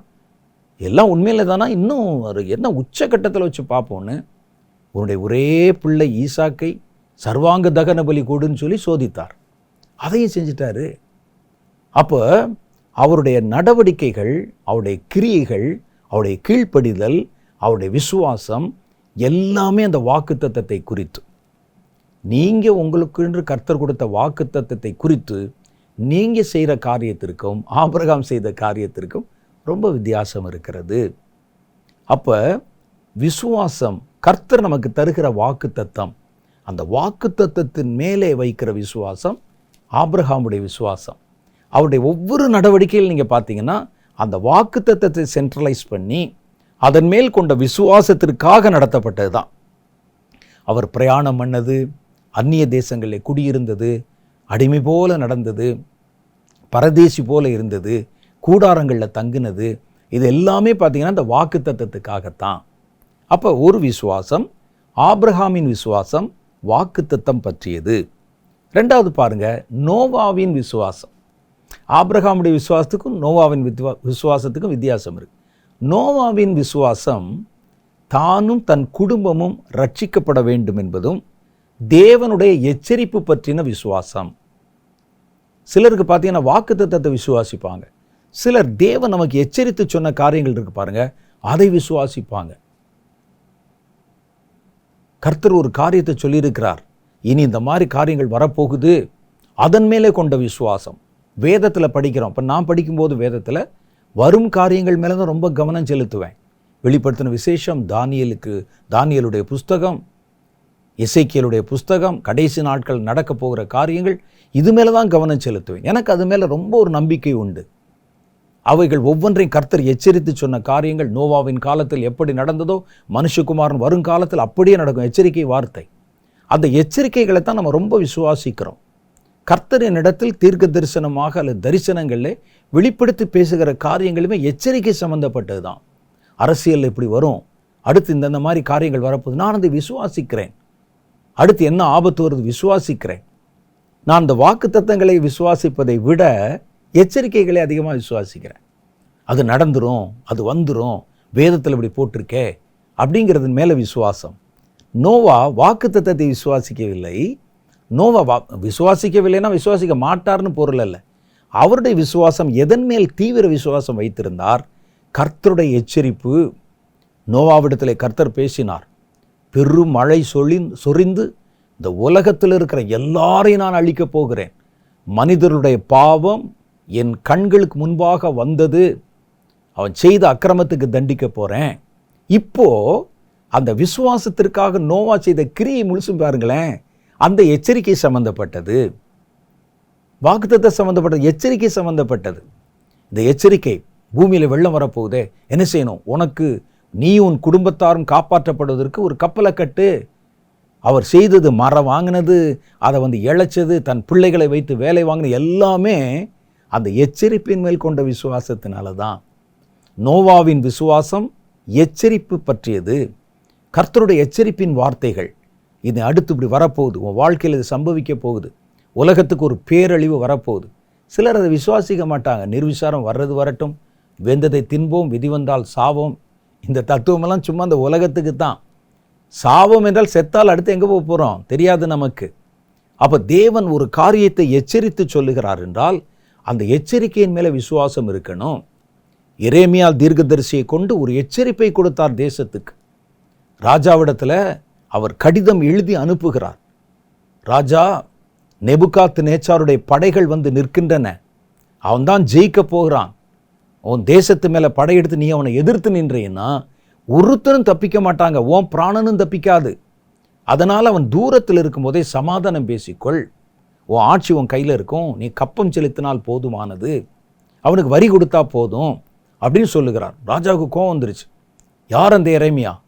அவன் இப்படித்தான் இந்த வார்த்தைகளை தெருவில் நின்று பேசி நம்முடைய வீரர்களை எல்லாம் பலவீனமாக்கி கொண்டிருக்கிறான். ஒரு எச்சரிக்கை. உடனே அதை வாங்கி அந்த எச்சரிக்கையை கத்தினால கீறி குளிர் காய்ந்து கொண்டு உட்கார்ந்துருக்கிறார். பிரதானிகளோட சிரிக்கிறாங்க எல்லாரும். எரேமியாவுக்கு கர்த்தர் சொன்னாராம், பாருங்க, நம்மை போய் சரணடைய சொல்லுகிறார். கர்த்தர் யுத்தம் செய்ய வேண்டியதானே, என்ன தீர்க்க தரிசனம் சொல்கிறான் அந்த ஆளு என்று சொன்னோன்னே எல்லாம் சிரிச்சாங்க.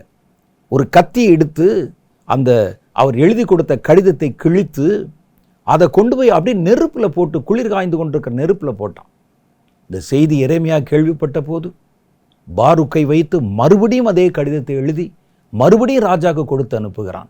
தயவுசெய்து கேளுங்க, உன் குடும்பம் தப்பிக்காது, தேசம் தப்பிக்காது, நம்ம ஆராதித்து வருகிற தேவாலயம் தப்பிக்காது, எல்லாத்தையும் பிடிச்சிருவான், மண்மேடாக்கிடுவான் என்று சொல்லி மறுபடியும் அந்த எச்சரிப்பை கொடுக்கிறார். அந்த எச்சரிப்பை அவன் விசுவாசிக்கவில்லை. கர்த்தர் இன்றைக்கும் நமக்கு பாருங்க வேதத்தில் இனி வருகிற காலங்களை குறித்த எச்சரிக்கைகளை கொடுத்திருக்கிறார். அதை படிக்கவே மாட்டாங்க. அப்ப நோவாவின் விசுவாசம் என்பது எச்சரிக்கையின் மேல் கொண்ட விசுவாசம். அவர் செய்த கிரியைகள் எல்லாமே எச்சரிக்கைக்கான கிரியை தான். நம்ம பார்க்குறோம் இந்த கடைசி காலத்தில் வஞ்சகம் வரப்போகுது. அப்போ அதிலிருந்து தப்பிக்கிறதுக்கு என்ன செய்யணும்? இவைகளுக்கெல்லாம் நீங்கள் தப்பி மனுஷகுமாரன் வரும்பொழுது எதிர் நிற்க பாத்திரவான்களாக எண்ணப்படுவதற்கு எப்பொழுதும் விழித்திருந்து ஜெபம் பண்ணுங்க. அப்போ நம்ம ஜெபம் பண்ணால் எதுக்கு ஜெபம் பண்ணுறோம்? இந்த எச்சரிக்கையின் மேல் கொண்ட விசுவாசத்துக்கு ஜெபம் பண்ண சொல்கிறாரு. நம்ம மாதிரி ஒரு பெரிய பட்டியல் வைத்து கொண்டு ஜெபம் பண்ண சொல்லலை. இந்த கடைசி கால நம்முடைய எச்சரிக்கையின் மேல் கொண்ட விசுவாசம் கொண்டவர்கள் இந்த எச்சரிப்பின் காரியங்களை பார்த்து அதிலிருந்து தப்பித்து கொள்வதற்கு ஜெபம் பண்ணுவாங்க. அவன் பண்ணுற ஜெபம், அவர்கள் பண்ணுகிற கிரியை. நோவா என்ன கிரியை செய்தார்? அவங்களுக்கு உதவி செய்கிற யாருமே இல்லை. இவ்வளவு மிருகங்கள், இவ்வளவு காரியங்களை ஒரு கப்பலில் ஏற்றணும்னா அதில் ஒரு பெரிய கப்பலை கட்டணும். கப்பல் கட்டுவது சாதாரண விஷயம் அல்ல. மெரைன் இன்ஜினியர்கள் தான் இந்த கப்பலை கட்ட முடியும். நீங்கள் கட்டுற எல்லாமே கடலில் மிதந்துடாது. ஒரு பெரிய அளவு கொண்ட கப்பல், அதனுடைய பரப்பு இவ்வளோ பெருசு இருந்தால் தான் இந்த அளவுக்கு அது எடை தாங்கும், இவ்வளவு தூரம் மிதக்குங்கிறதுலாம் அந்த என்ஜினியரிங் படித்தவங்களுக்கு தான் தெரியும். Marine engineering. இவ்வளவு காரியத்தை செய்வதற்கு அவருக்கு பக்க பலமாக மிஷின்கள் கிடையாது, மனிதர்கள் கிடையாது. வெறும் தன்னுடைய பிள்ளைகளை கொண்டு, தன்னுடைய குடும்பத்தாரை கொண்டு ஒரு பேழையை கட்டினார். நம்ம சுலபமாக ஆசிடுறோம். ஒவ்வொரு நாளும் அவர் எவ்வளோ கஷ்டப்பட்டிருப்பார், எவ்வளோ உடல் உழைப்பை கொடுத்திருப்பார், எவ்வளோ வேர்வை சிந்தியிருப்பார், எவ்வளோ அடிபட்டிருப்பார். இதெல்லாம் அவர் செய்ததெல்லாம் எதுக்கு? அந்த எச்சரிப்பின் மேல் கொண்ட விசுவாசம். வர்றவங்கெல்லாம் பார்த்து சிரிச்சிருப்பாங்க. என்ன பண்ணுறப்பா, கப்பல் கட்டிகிட்டு இருக்க வீட்டு வாசலில் கப்பல் இங்கே கட்டிட்டு தண்ணிக்கு எப்படி தள்ளிட்டு போவ? கப்பல் கட்டுறவங்க எங்கே கட்டுவாங்க? கடல் பக்கத்தில் கட்டுவாங்க. வினி எங்கே கட்டுற? வீட்டுக்கிட்ட கட்டுற. இங்கிருந்து எப்படி இழுத்துட்டு போவ இவ்வளோ பெரிய கப்பலை? இது என்ன பைத்தியகாரத்தனமாக இருக்குன்னு சொன்னாங்க. எதையும் காதில் வாங்கி கொள்ளவில்லை. ஏனென்றால் அவர் அதை விசுவாசித்தார். அவருடைய கிரியை முழுவதும், மழை கூட பெய்யல அந்த நாட்களில், அவர் அதை விசுவாசித்தார் முழுவதா. அவர் செய்த கிரியை, பிள்ளைகளை ஈடுபடுத்தின காரியம் எல்லாமே வரப்போகிற காரியத்தை குறித்து கர்த்தர் கொடுத்த எச்சரிப்பின் மேல் அவருடைய விசுவாசம் இருந்தது. அப்போ இவருடைய விசுவாசம் ஆபிரகாமுடைய விசுவாசத்திலிருந்து வித்தியாசமான ஒரு விசுவாசம். மூணாவது காரியம் பாருங்க, தாவீதின் விசுவாசம் ஜெயத்தை பற்றியது. ஆபிரகாமுடைய விசுவாசம் வாக்குத்தத்தம் பற்றியது. நோவாவின் விசுவாசம் எச்சரிப்பு பற்றியது. தாவீதின் விசுவாசம் வெற்றியை பற்றியது. தாவீதுக்கு முழு நம்பிக்கை எதுனா வெற்றி, ஜெயம். என்ன நடந்தாலும் நம்ம கர்த்தர் நமக்காக யுத்தம் செய்வார், ஜெயிச்சிருவோம்.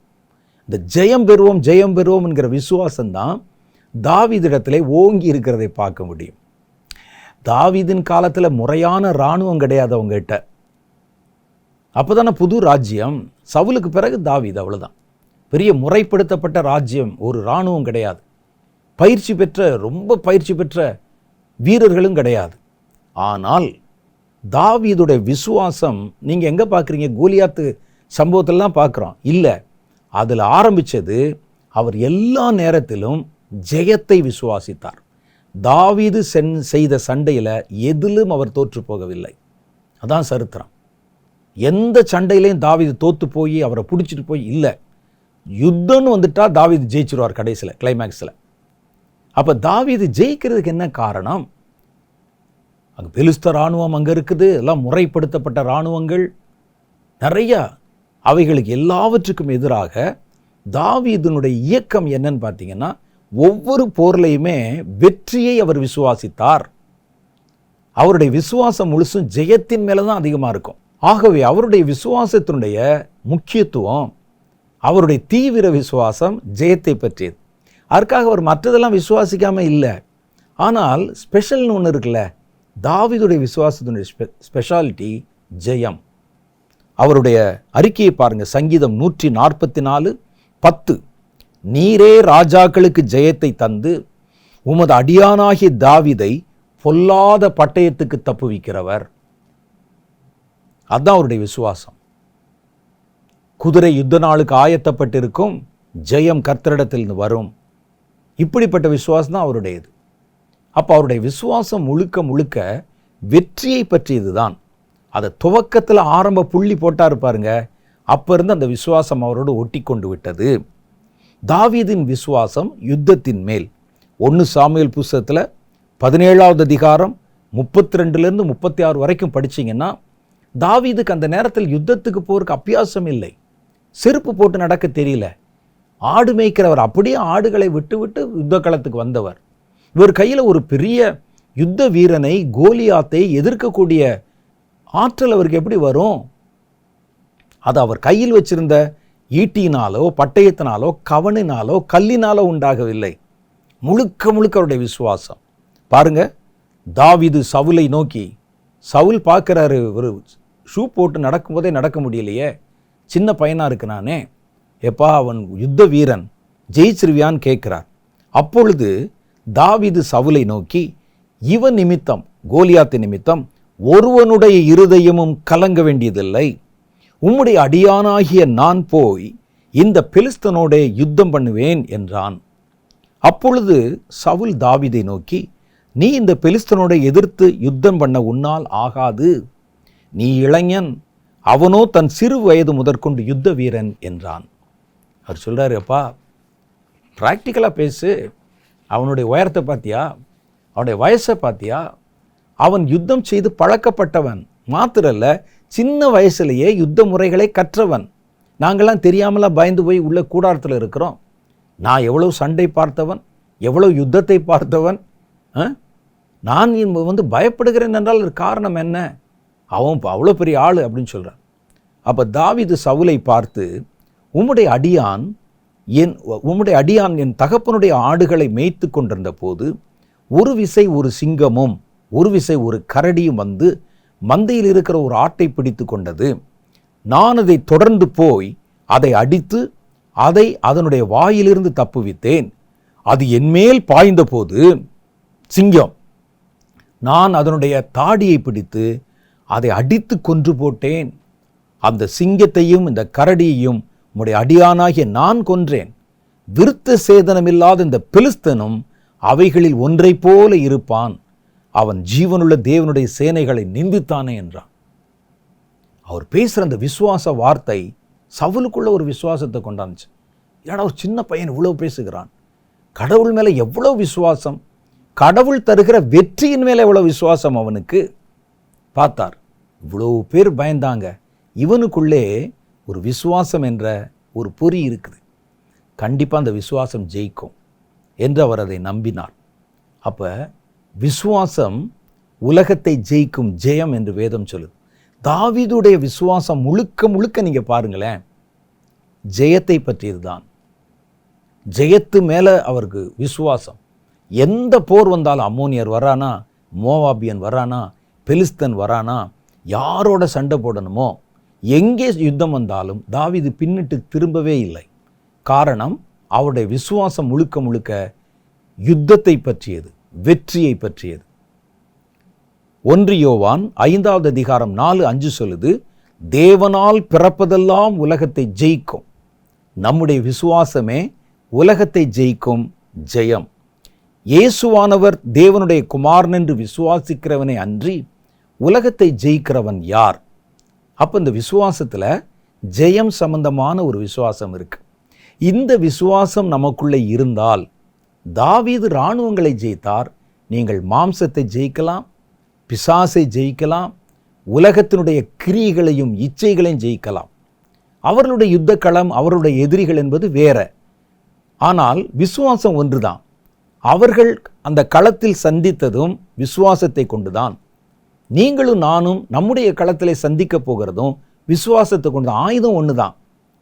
எதிர்க்கிற எதிரிகளும் நம்ம சந்திக்கிற யுத்தங்களும் தான் வித்தியாசம். அவர் அந்த விசுவாசத்தை, வெற்றியை குறித்த விசுவாசத்தை கொண்டு யுத்தங்களை ஜெயித்தார்.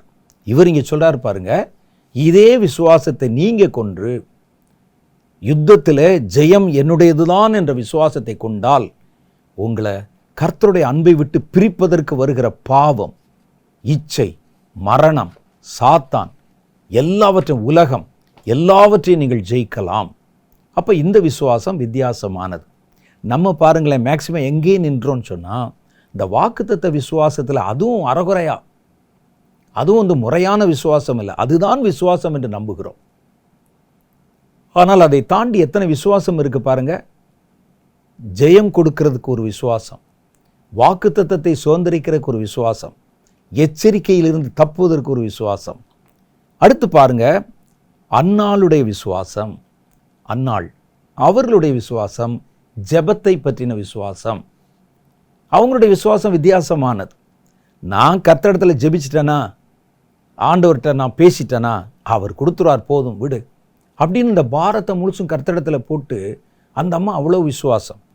அவருடைய பிரச்சனை சாவுக்கேதுவான பிரச்சனை.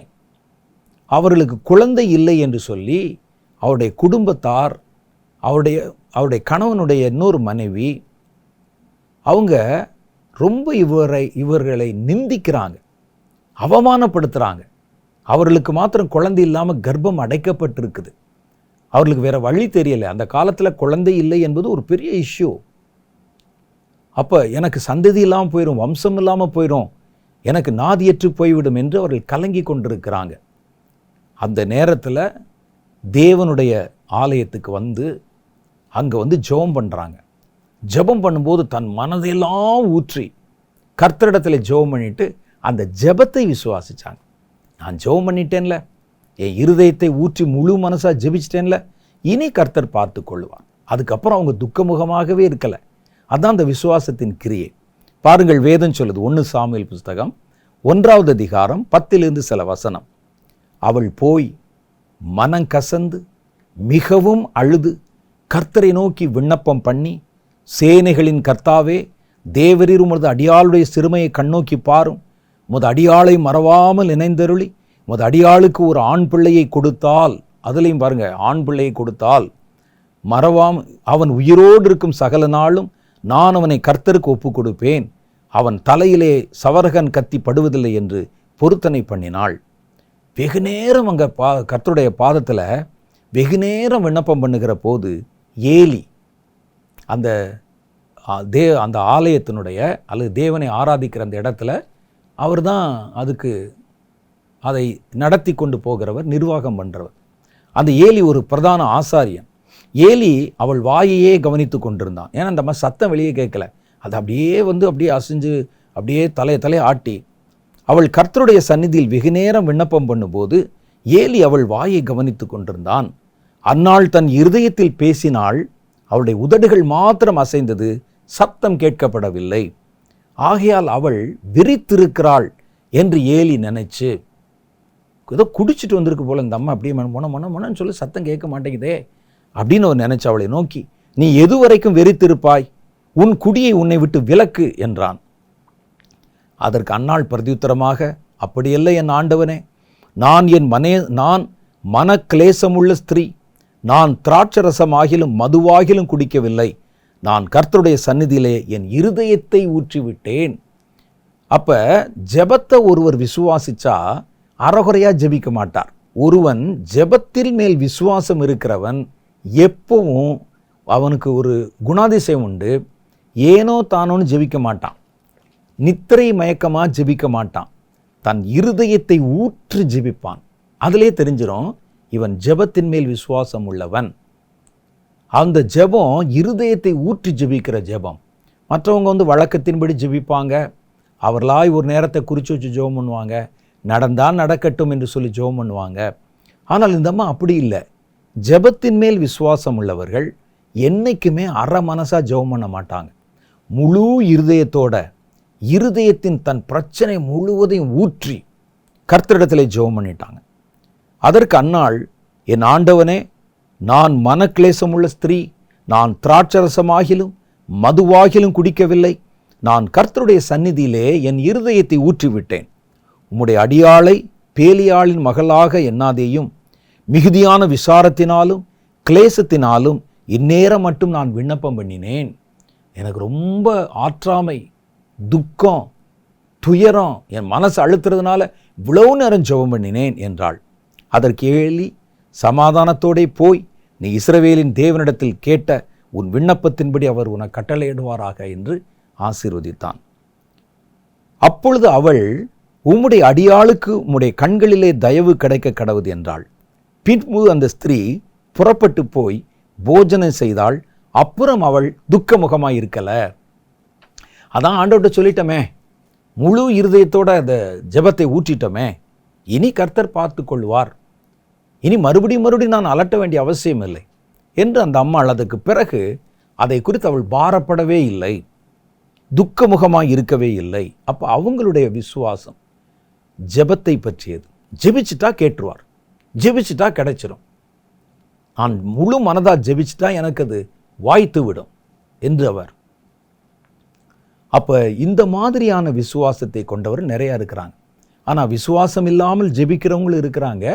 அந்த ஜெபங்களுக்கு பதில் கிடைப்பதில்லை. அப்போ அன்னாளுடைய ஜெபம், அன்னாளுடைய விசுவாசம் ஜெபத்தை பற்றியது. விசுவாசமுள்ள ஜெபத்தை பற்றி கர்த்தருடைய வேதம் மத்தேயு சுவிசேஷம் 21:22 சொல்லுகிறது. நீங்கள் விசுவாசம் உள்ளவர்களாக ஜெபத்திலே எவைகளை கேட்பீர்களோ அவைகள் எல்லாம் பெறுவீர்கள் என்றார். அப்போ நமக்கு இருக்க வேண்டிய விசுவாசம், ஜெபத்தின் மேலே இருக்க வேண்டிய விசுவாசம்னா, ஜெபத்திலே நாங்கள் எதை கேட்டாலும் அதை நாங்கள் பெற்றுக்கொள்வோம் என்கிற விசுவாசம்தான் நமக்குள்ளே முழுவதுமாக இருக்க வேண்டும். இது ஒரு விசுவாசம். அப்போ நம்ம என்னென்ன பார்த்துருக்குறோம்? வாக்குத்தத்தத்தின் மேல் கொண்ட விசுவாசம் ஆபிரகாமின் விசுவாசம், எச்சரிப்பின் மேல் கொண்ட விசுவாசம் நோவாவின் விசுவாசம். அன்னாளுடைய விசுவாசம் பார்த்தீங்கன்னா முழுக்க ஜெபத்தின் மேல் விசுவாசம். தாவீதுடைய விசுவாசம் ஜெயத்தின் மேல் கொண்ட விசுவாசம், வெற்றியின் மேலே தான் அவருக்கு முழு விசுவாசம். கர்த்தரால் கிடைக்கும் வெற்றி, அதுவும் தன் பட்டயத்தை நம்பி அல்ல, கர்த்தரால் கிடைக்கும் விசுவாசம், அந்த ஜெயத்தின் மேல் அவருக்கு விசுவாசம். மோசேயினுடைய விசுவாசம் வித்தியாசமானது. மோசேயினுடைய விசுவாசம் தேவ கட்டளை மேல் உள்ளது. கர்த்தர் என்னென்ன கட்டளையிட்டிருக்கிறாரோ அதை செஞ்சு முடிக்கணும், அதுதான் அவருடைய விசுவாசம். கர்த்தர் கட்டளை கொடுத்தார்ல, அந்த கட்டளைகளை குறித்த ஒரு விசுவாசம். அவர் என்ன சொல்கிறாரோ அதை செய்யணும், அதுதான் அவருடைய விசுவாசம். எபிரேயர்களின் நிருபம் 11வது அதிகாரம் 24-27 சொல்லுகிறது. வாசிக்கலாம் பாருங்க. விசுவாசத்தினாலே மோசே பெரியவனான போது பார்வோனுடைய குமாரத்தின் மகன் என்று எண்ணப்படுவதை வெறுத்து அநித்தியமான பாவ சந்தோஷங்களை அனுபவிப்பதை பார்க்கிலும் தேவனுடைய ஜனங்களுடைய துக்கத்தை அனுபவிப்பதை தெரிந்து கொண்டு, எல்லாமே விசுவாசத்தினால, இனி வரும் பலன் மேலே நோக்கமாயிருந்து எகிப்தில் உள்ள பொக்கிஷங்களிலும் கிறிஸ்துவ நிமித்தம் வரும் நிந்தையை அதிக பாக்கியம் என்று எண்ணினான். மோசேனுடைய விசுவாசத்தினுடைய கேரக்டர்ஸ் என்னன்னு பாருங்களேன்.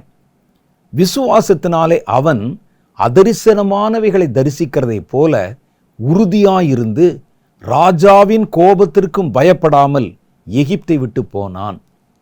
மோசேனுடைய விசுவாசம் முழுசு என்ன தெரியுமா? கர்த்தர் கட்டளையிட்டு விட்டார், அந்த கட்டளை செஞ்சு முடிக்கணும். அதுதான் என்னுடைய விசுவாசம். அதை செய்வதற்குத்தான் என் விசுவாசம் முழுசும் அதில் தான் பயன்படுத்தப்படுகிறது. ஏன்னா கர்த்தர் நேரடியாக என்கிட்ட பேசினார். அதுக்கு முன்னால் மோசே அது அவ்வளோ விசுவாசிக்கலை. ஆனால் கர்த்தர் பேசின போது அந்த கட்டளை ஏற்றுக்கொண்ட பிறகு அவர் என்ன சொன்னாலும் அவர் கீழ்ப்படிய ஆரம்பித்தார். மோசே நினைச்சிருந்தா ஒரு கொலை நடந்த பிறகு கூட பார்வோனுடைய அரண்மனைக்கு போய் அவர்களோட ஒப்புரவாகி இருக்க முடியும். ஏனென்றால் பார்வோனோடு கூட வளர்ந்தவர் மோசே, எகிப்து அரண்மனையிலே வளர்ந்தவர் மோசே, ஒரு இளவரசன் போல வைக்கப்பட்டிருந்தவர் மோசே.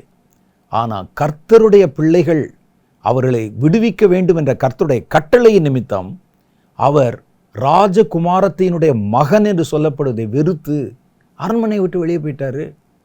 எதுக்காக? கர்த்தருடைய கட்டளையை நிறைவேற்றணும்னா நான் இவர்களோட இந்த அரண்மனையில் இருக்க முடியாது. அது தேவனுடைய ஜனங்களோட நான் பாடுகளை அனுபவிக்க வேண்டும். அப்போ அவருடைய காரியம் அடுத்து என்ன செய்தார் பாருங்க. பார்வோனுடைய குமாரத்தியின் மகன் எனப்படுவதை வெறுத்தார் முதல்ல.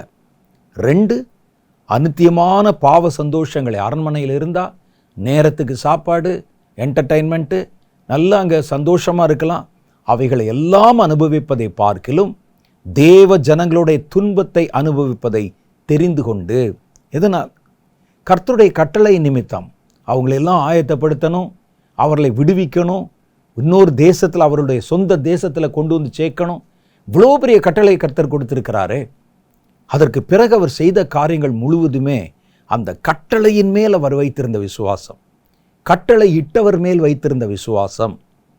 அப்புறம் இனி வரும் பலன்கள் மேல் நோக்கமாயிருந்து எகிப்தில் உள்ள பொக்கிஷங்களிலும், எகிப்தில் இருக்கக்கூடிய ஐஸ்வர்யம், பொக்கிஷம், அவைகளை விட கர்த்தரால் வரும் நிந்தையை அதிக பாக்கியம் என்று எண்ணினான். விசுவாசத்தினாலே அவன் அதரிசனமானவைகளை தரிசிக்கிறதைப் போல உறுதியாக இருந்து ராஜாவின் கோபத்திற்கு கூட பயப்படாமல் எகிப்தை விட்டு போனான். அப்போ அவருடைய விசுவாசம் முழுசும் கர்த்தர் கொடுத்த கட்டளை. நாம் கர்த்தர் கொடுத்த கட்டளை வேதம் முழுவதும் இருக்கிறது. வாக்குத்தத்தத்தை குறித்து கவலைப்படுற அளவுக்கு நம்ம கட்டளை குறித்து கவலைப்படுறது இல்லை. வாக்குத்தத்தத்தை குறித்து கவலைப்படுகிற அளவுக்கு நம்ம வேற எதை பற்றியும் கவலைப்படுகிறது இல்லை. ஆனால் விசுவாசத்தில் ஒவ்வொருவருடைய விசுவாசத்தை அவர்கள் கையாண்ட விதங்கள் வித்தியாசமாக இருக்கிறது. ஆபிரகாமுடைய விசுவாசம், தாவீதுடைய விசுவாசம், அன்னாளுடைய விசுவாசம், நோவாவுடைய விசுவாசம், இங்கே பாருங்க மோசேனுடைய விசுவாசம், கட்டளையின் மேல் கொண்ட விசுவாசம், நல்ல போராட்டம். அதனால தான் போராடினாராம்.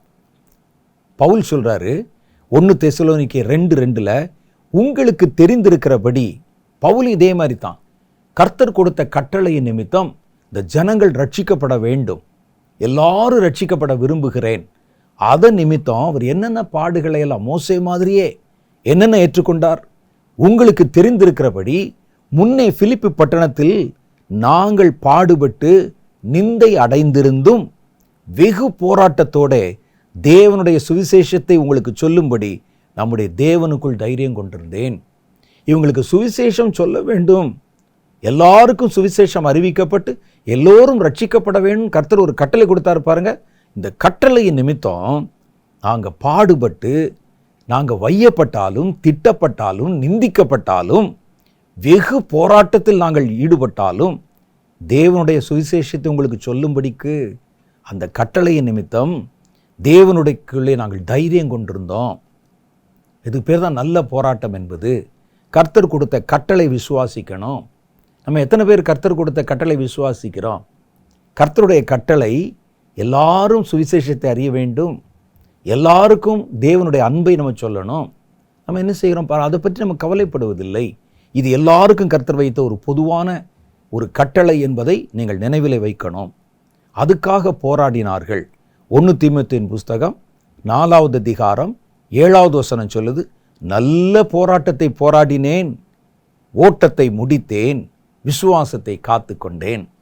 அந்த போராட்டத்தை நான் கர்த்தர் கொடுத்த கட்டளையின் நிமித்தம், அதுக்கு மேலே வச்ச விசுவாசத்தை நிமித்தம்தான் இந்த போராட்டத்தை என்னால் சகிக்க முடிந்தது என்று பவுல் அங்கே சொல்லுகிறதை பார்க்கிறோம். பார்த்தீங்களா எவ்வளோ டைப் விசுவாசம் இருக்குன்னு. ஆபிரகாமும் விசுவாசி தான்,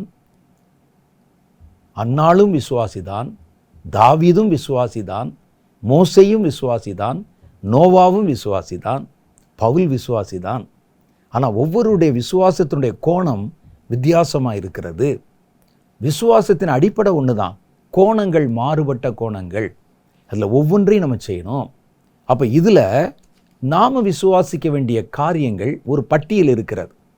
நாம் என்னென்னலாம் விசுவாசிக்கணும். கர்த்தர் ஒருவர் உண்டு, அது எல்லாரும் விசுவாசிக்கிறது தான். நீங்கள் அதை வச்சுட்டு நான் விசுவாசின்னு சொல்லக்கூடாது. நாம் விசுவாசிப்பதற்கு இன்னும் நிறைய விசுவாசங்கள் இருக்கிறது. ஒன்று, நம்ம விசுவாசிக்க வேண்டிய முதல் விசுவாசம், அவர் எப்போதும் என்னோடு இருக்கிறார் என்பதை விசுவாசியுங்கள். மத்தேயு சுவிசேஷம் 28வது அதிகாரம் 20வது வசனம், நான் உங்களுக்கு கட்டளையிட்டிருக்கிற யாவையும் அவர்கள் கை கொள்ளும்படி அவர்களுக்கு உபதேசம் பண்ணுங்கள். இதோ உலகத்தின் முடிவு பரியந்தம் சகல நாட்களிலும் நான் உங்களோட கூட இருக்கிறேன் என்றார். அப்போ கர்த்தர் முதல்ல இப்போ இருக்கிற தேவனுடைய பிள்ளைகள் பிரதானமாய் விசுவாசிக்க வேண்டியது, கர்த்தர் என் கூட இருக்கிறார், எப்பொழுதும் இருக்கிறார். சர்ச்சில் இருக்கும்போது மாத்திரம் இருக்கிறார், ஜெபம் பண்ணும்போது மாத்திரம் இருக்கிறார், வேதம் படிக்கும்போது மாத்திரம் இருக்கிறார், உபவாசம் பண்ணும்போது இல்லை, எல்லா நேரத்திலும் இருக்கிறார். இந்த எண்ணத்தை, விசுவாசத்தை வளர்த்து கொண்டா பல காரியங்களுக்கு, பாவங்களுக்கு நம்ம தப்பிச்சுக்குருவோம். எப்பவும் ஒருத்தர் பக்கத்திலே இருக்கிறாருன்னு சொன்னால், நம்மை பார்த்து கொண்டே இருக்கிறாருன்னு சொன்னால், அந்த விழிப்புணர்வு, அந்த விசுவாசம் நமக்குள்ளே இருந்தால் அது நம்மை பல காரியங்களிலிருந்து பாவத்தில் விழாதபடி நம்மை பாதுகாத்து கொள்ளும்.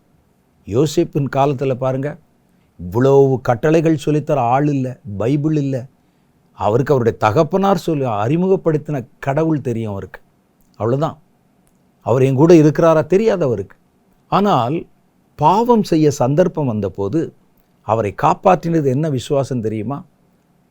கர்த்தருக்கு முன்பாக உன்னோட, அவருடைய பார்வைக்கு முன்னால் உன்னோட கூட நான் இவ்வளோ பெரிய பாதகத்தை செய்வது எப்படி என்று கேட்டார்.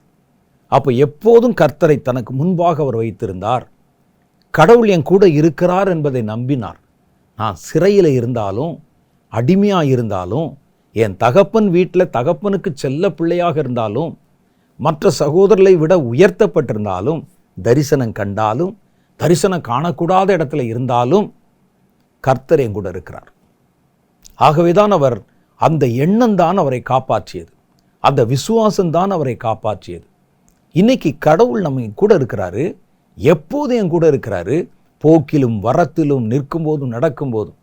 வேதத்தில் தாவீது சொல்லுவார், கர்த்தரை நான் எப்பொழுதும் எனக்கு முன்பாக வைத்திருக்கிறேன். கர்த்தரை முன்னால் வச்சிருக்கணும். அது வேதம் நமக்கு கற்றுக் கொடுக்கிற காரியம். அப்போ இந்த விசுவாசத்தை நம்ம வைக்க வேண்டிய விசுவாசத்தில் பிரதான விசுவாசம், கர்த்தர் கொடுத்த இந்த வார்த்தை, இந்த வாக்குத்தத்தத்தை விசுவாசிங்க, இதை நம்புங்க. எப்பொழுதும் என் கூட இருக்கிறார். நான் உணர்ந்தாலும் உணராவிட்டாலும் கூட இருக்கிறார். நான் ஜெபித்தாலும் ஜெபிக்காவிட்டாலும், நான் சபையில் இருந்தாலும், வீட்டில் இருந்தாலும், ஆஃபீஸில் இருந்தாலும், நண்பர்களோடு இருந்தாலும் கர்த்தர் என் கூடவே இருக்கிறார். அந்த விசுவாசம் நமக்கு முக்கியமான விசுவாசம். ரெண்டாவது, கர்த்தருடைய பிள்ளையா நான் இருக்கிறேன், எனக்கு நடக்கிற எல்லாமே நன்மைக்கு ஏதுவாக நடக்கிறதுன்னு விசுவாசிங்க. சில சமயத்தில் தேவனுடைய பிள்ளைகள் வாழ்க்கையில் எதிர்மறையான காரியங்கள் நடந்துவிடும். எதிர்மறையான காரியங்கள் அந்த நேரத்தில் நமக்கு அது விளங்காது. உடனே என்ன கர்த்தர் இப்படி பண்ணிட்டாரே அப்படின்னு அந்த விசுவாசத்தை தளர விடாமல், எனக்கு நடக்கிற எல்லாமே, நான் கர்த்தருடைய கையில் இருக்கிறேன், எனக்கு நடக்கிற எல்லாமே நன்மைக்கு ஏதுவாகவே நடக்கிறது என்பதை ஆழமாய் விசுவாசிக்கணும். ரோமர் 8:28 சொல்லுது, அன்றியும் அவருடைய தீர்மானத்தின்படி அழைக்கப்பட்டவர்களாய் தேவனிடத்தில் அன்பு கூறுகிறவர்களுக்கு சகலும் நன்மைக்கு ஏதுவாகவே நடக்கிறது. ஆனால் முதல்ல நன்மையாகவே நடக்கணும்னு அவசியம் இல்லை. சில நேரத்தில் அது எதிர்மறையாக நடக்கும், தீமையை போல நடக்கும். ஆனால் அது நன்மைக்கு தான் நடக்குதுன்னு சொல்லி நீங்கள் விசுவாசிக்கணும். பாருங்க, சத்தியத்துக்கு உறுதியாக நின்னாரு, தன் பரிசுத்தத்தை காத்து கொண்டார். ஆனால் யோசேப்புக்கு நடந்தது எதிர்மறை காரியம். அது அப்படியே யோசேப்பின் மேலே குற்றம் சுமத்தப்பட்டு, அவர்தான் அந்த பெண்ணிடத்தில் தகாத விதத்தில் நடக்க முற்பட்டார் என்று அந்த அம்மாள் அவர் மேலே குற்றம் சுமத்தி சிறையில் கொண்டு வந்து போட்டு, அப்போ என்ன நினச்சிருப்பார்? நான் நீதிக்காக பாடுபட்டேன், கர்த்தர் என் கூட இருக்கிறாருங்க நம்பினேன், ஏன் எனக்கு இப்படி சம்பவிப்பானேன்னு கேட்கல. அவர் அதை ஏற்றுக்கொண்டார். எல்லாம் நன்மைக்கு தான் நடக்குது. நீங்கள் நல்லா யோசிச்சு பாருங்க. அந்த யோசேப்பு சிறைக்குள்ளே போகலைன்னு சொன்னால், இவர் ஒருவேளை இந்த பாவத்தில் விழுந்திருந்தால், அல்லது ஒருவேளை அந்த இடத்துல அவர் மேலே குற்றம் சுமத்தப்படாமல் யாரும் வராமல் அது அதோட கூட அந்த பிரச்சனை முடிக்கப்பட்டிருந்தா என்ன நடந்திருக்கும்? சரித்திரமே மாறி இருக்கும். எகிப்து காக்கப்படாமல் போயிருக்கும். பஞ்ச காலத்தில் எகிப்தும் அழிந்து போயிருக்கும். இஸ்ரவேலர்கள் அழிஞ்சிருப்பாங்க. கர்த்தர் ஒரு பெரிய திட்டத்தை வைத்திருந்தார். இனி அந்த தேசங்கள் முழுவதிலும் வரப்போகிற பஞ்சத்திலிருந்து காப்பாற்ற யோசேப்பை கர்த்தர் பயன்படுத்த ஒரு திட்டம் வச்சிருந்தார். அந்த திட்டம் நிறைவேறணும்னா முதல்ல இப்படிப்பட்ட கரடு முரடான பாதையிலே கடந்து போகணும். ஒரு நல்ல சாலை அமைக்கணும்னா முதல்ல கல்லை உடைக்கணும் இல்லை, மலையை தகர்க்கணும் இல்லை. அதுபோல கர்த்தர் அவைகளை தகர்த்து, அது மாத்திரம் நடக்கலன்னு வச்சுங்களேன். அப்படி யோசிச்சு பாருங்களேன். ஒருவேளை யோசேப்பு பாவத்தில் விழுந்தார் அல்லது விழவில்லை, அதோட கூட அவர் தப்பிச்சு வந்துட்டார், அந்த நேரத்தில் யாரும் பார்க்கல, அந்த அம்மாவை அதோட அந்த பிரச்சனை விட்டுட்டாங்க. அப்படி இருந்தால் அவர் கடைசி வரைக்கும் அந்த வீட்டில் ஒரு வேலைக்காரனாக தான் இருந்திருப்பார். அவர் மேலே குற்றம் சுமத்தப்பட்டு ஜெயிலில் போடப்பட்டு தண்டனை காலத்தை அனுபவித்து அங்கே இருக்கிற ஒருவனுக்கு அவர் சொப்பனத்துக்கு விளக்கம் சொல்லி அவன் போய் ராஜாவிடத்தில் இதை பற்றி சொல்லி ராஜா அதே நேரத்தில் ஒரு சொப்பனம் கண்டு, எப்படி ஒரு பெரிய ஒரு ஸ்க்ரீன் பிளே எப்படி இருக்கு பாருங்களேன். ஆனால் அதை கடந்து வரும்போது அவர் பல்வேறு விதமான பாதைகள், அது எங்கேருந்து ஆரம்பிக்கணும்னா, தன் சகோதரர்கள் அவரை வெறுத்து அவரை கொலை செய்கிற மாதிரி அடித்து குழியில் போட்டாங்கல்ல, அப்போ இருந்தே நடந்த எல்லாமே நன்மைக்குத்தான். ஒருவேளை அவருடைய சகோதரர்கள் அவர் ஒரு நல்ல தீர்க்க தரிசியாக இருக்காரப்பா அப்படின்னு சொல்லி அவர் சொல்கிறத அவங்களும் ஏற்றுக்கொண்டு தன் தகப்பனை போல அந்த சகோதரனை அவர்களும் நேசித்து அவனுக்கு நல்ல முக்கியத்துவம் கொடுத்து, தம்பி யோசேப்பு நீ சின்ன பையனாக இருக்க, நீ இருந்துக்க, உன் ஆடுகளையெல்லாம் நாங்கள் மேய்க்கிறோம், உன்னை பத்திரமா பார்த்துக்கிறோன்னு வச்சுருந்தா அவர் வீட்டிலேயே தான் இருந்திருப்பார். அவர்கள் எதிர்த்ததும், அவர் மேல் குற்றம் சுமத்தப்பட்டதும், சிறையிலே வைக்கப்பட்டதும், சொப்பனம் கண்டதும் எல்லாம் நன்மைக்கு எதுவாக நடந்தது. அப்போ கர்த்தரால் அழைக்கப்பட்ட தேவனுடைய பிள்ளைகளுக்கு நெகட்டிவாக வந்தால் கூட அதோடைய முடிவு பாசிட்டிவ் என்பதை நீங்கள் புரிந்து கொள்ளணும். அதுக்கு நம்ம என்ன செய்யணும்னா, எல்லாமே நன்மைக்கு எதுவாகவே எனக்கு நடக்கிறது என்பதை உங்கள் ஆழ மனசில் ஆணித்தரமாக விசுவாசிக்கணும். இப்படிப்பட்ட சூழ்நிலை இருந்ததுனால தான், நன்மைதான் நடக்குதுன்னு நினச்சதுனால தான் ஊழியம் செய்த தேவனுடைய பிள்ளைகள் அப்போஸ்தலர்கள் எல்லாவற்றையும், எதிர்மறையாக வந்த எல்லாவற்றையும் சந்தோஷமாக ஏற்றுக்கொண்டாங்க. பிலிப்பியர்களின் நிருபம் 4வது அதிகாரம் 11-12 வசனம் சொல்லுது, என் குறைச்சலினால் நான் இப்படி சொல்லுகிறதில்லை, ஏனெனில் நான் எந்த நிலைமையில் இருந்தாலும் மனோரம்யமாக இருக்க கற்றுக்கொண்டேன். ஏன்னா கடவுள் என் கூட இருக்கிறார். நான் தொழுமரத்தில் கட்டப்பட்டிருந்தாலும் கர்த்தர் என் பக்கத்தில் இருக்கிறாரு. நான் மனோரம்யமாக இருக்க கற்றுக்கொண்டேன். தாழ்ந்திருக்கவும் தெரியும், வாழ்ந்திருக்கவும் எனக்கு தெரியும், எவ்விடத்திலும் எல்லாவற்றிலும் திருப்தியாக இருக்கவும், பட்டினியாக இருக்கவும், பரிபூரணம் அடையவும், குறைவுபடவும் போதிக்கப்பட்டேன். இதுக்கெல்லாம் அடிப்படை என்னன்னா, எனக்கு என்ன நடந்தாலும் நன்மைக்கு எதுவாகவே நடக்கிறது என்கிற விசுவாசம். 3வது நம்ம விசுவாசிக்க வேண்டிய காரியங்கள், அவர் நம்முடைய ஜெபங்களுக்கு செவி கொடுக்கிறார் என்பதை விசுவாசியுங்கள். இந்த விசுவாசம் இருந்தால் உங்களால் ஜெபம் பண்ணாமல் ஒரு நாள் கூட இருக்க முடியாது. அந்த விசுவாசம் ஜெபத்தின் மேலே கடைசி காலத்தில் தேவனுடைய பிள்ளைகளுக்கு கண்டிப்பாக ஜெபத்தின் மேலே விசுவாசம் இருக்கணும்.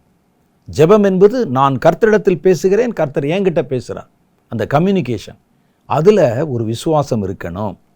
1 யோவான் 5வது அதிகாரம் 14-15 சொல்லுகிறது, நாம் எதையாவது அவருடைய சித்தத்தின்படி கேட்டால் அவர் நமக்கு செவி கொடுக்கிறார் என்பதே அவரை பற்றி நாம் கொண்டிருக்கிற தைரியம் அல்லது விசுவாசம்.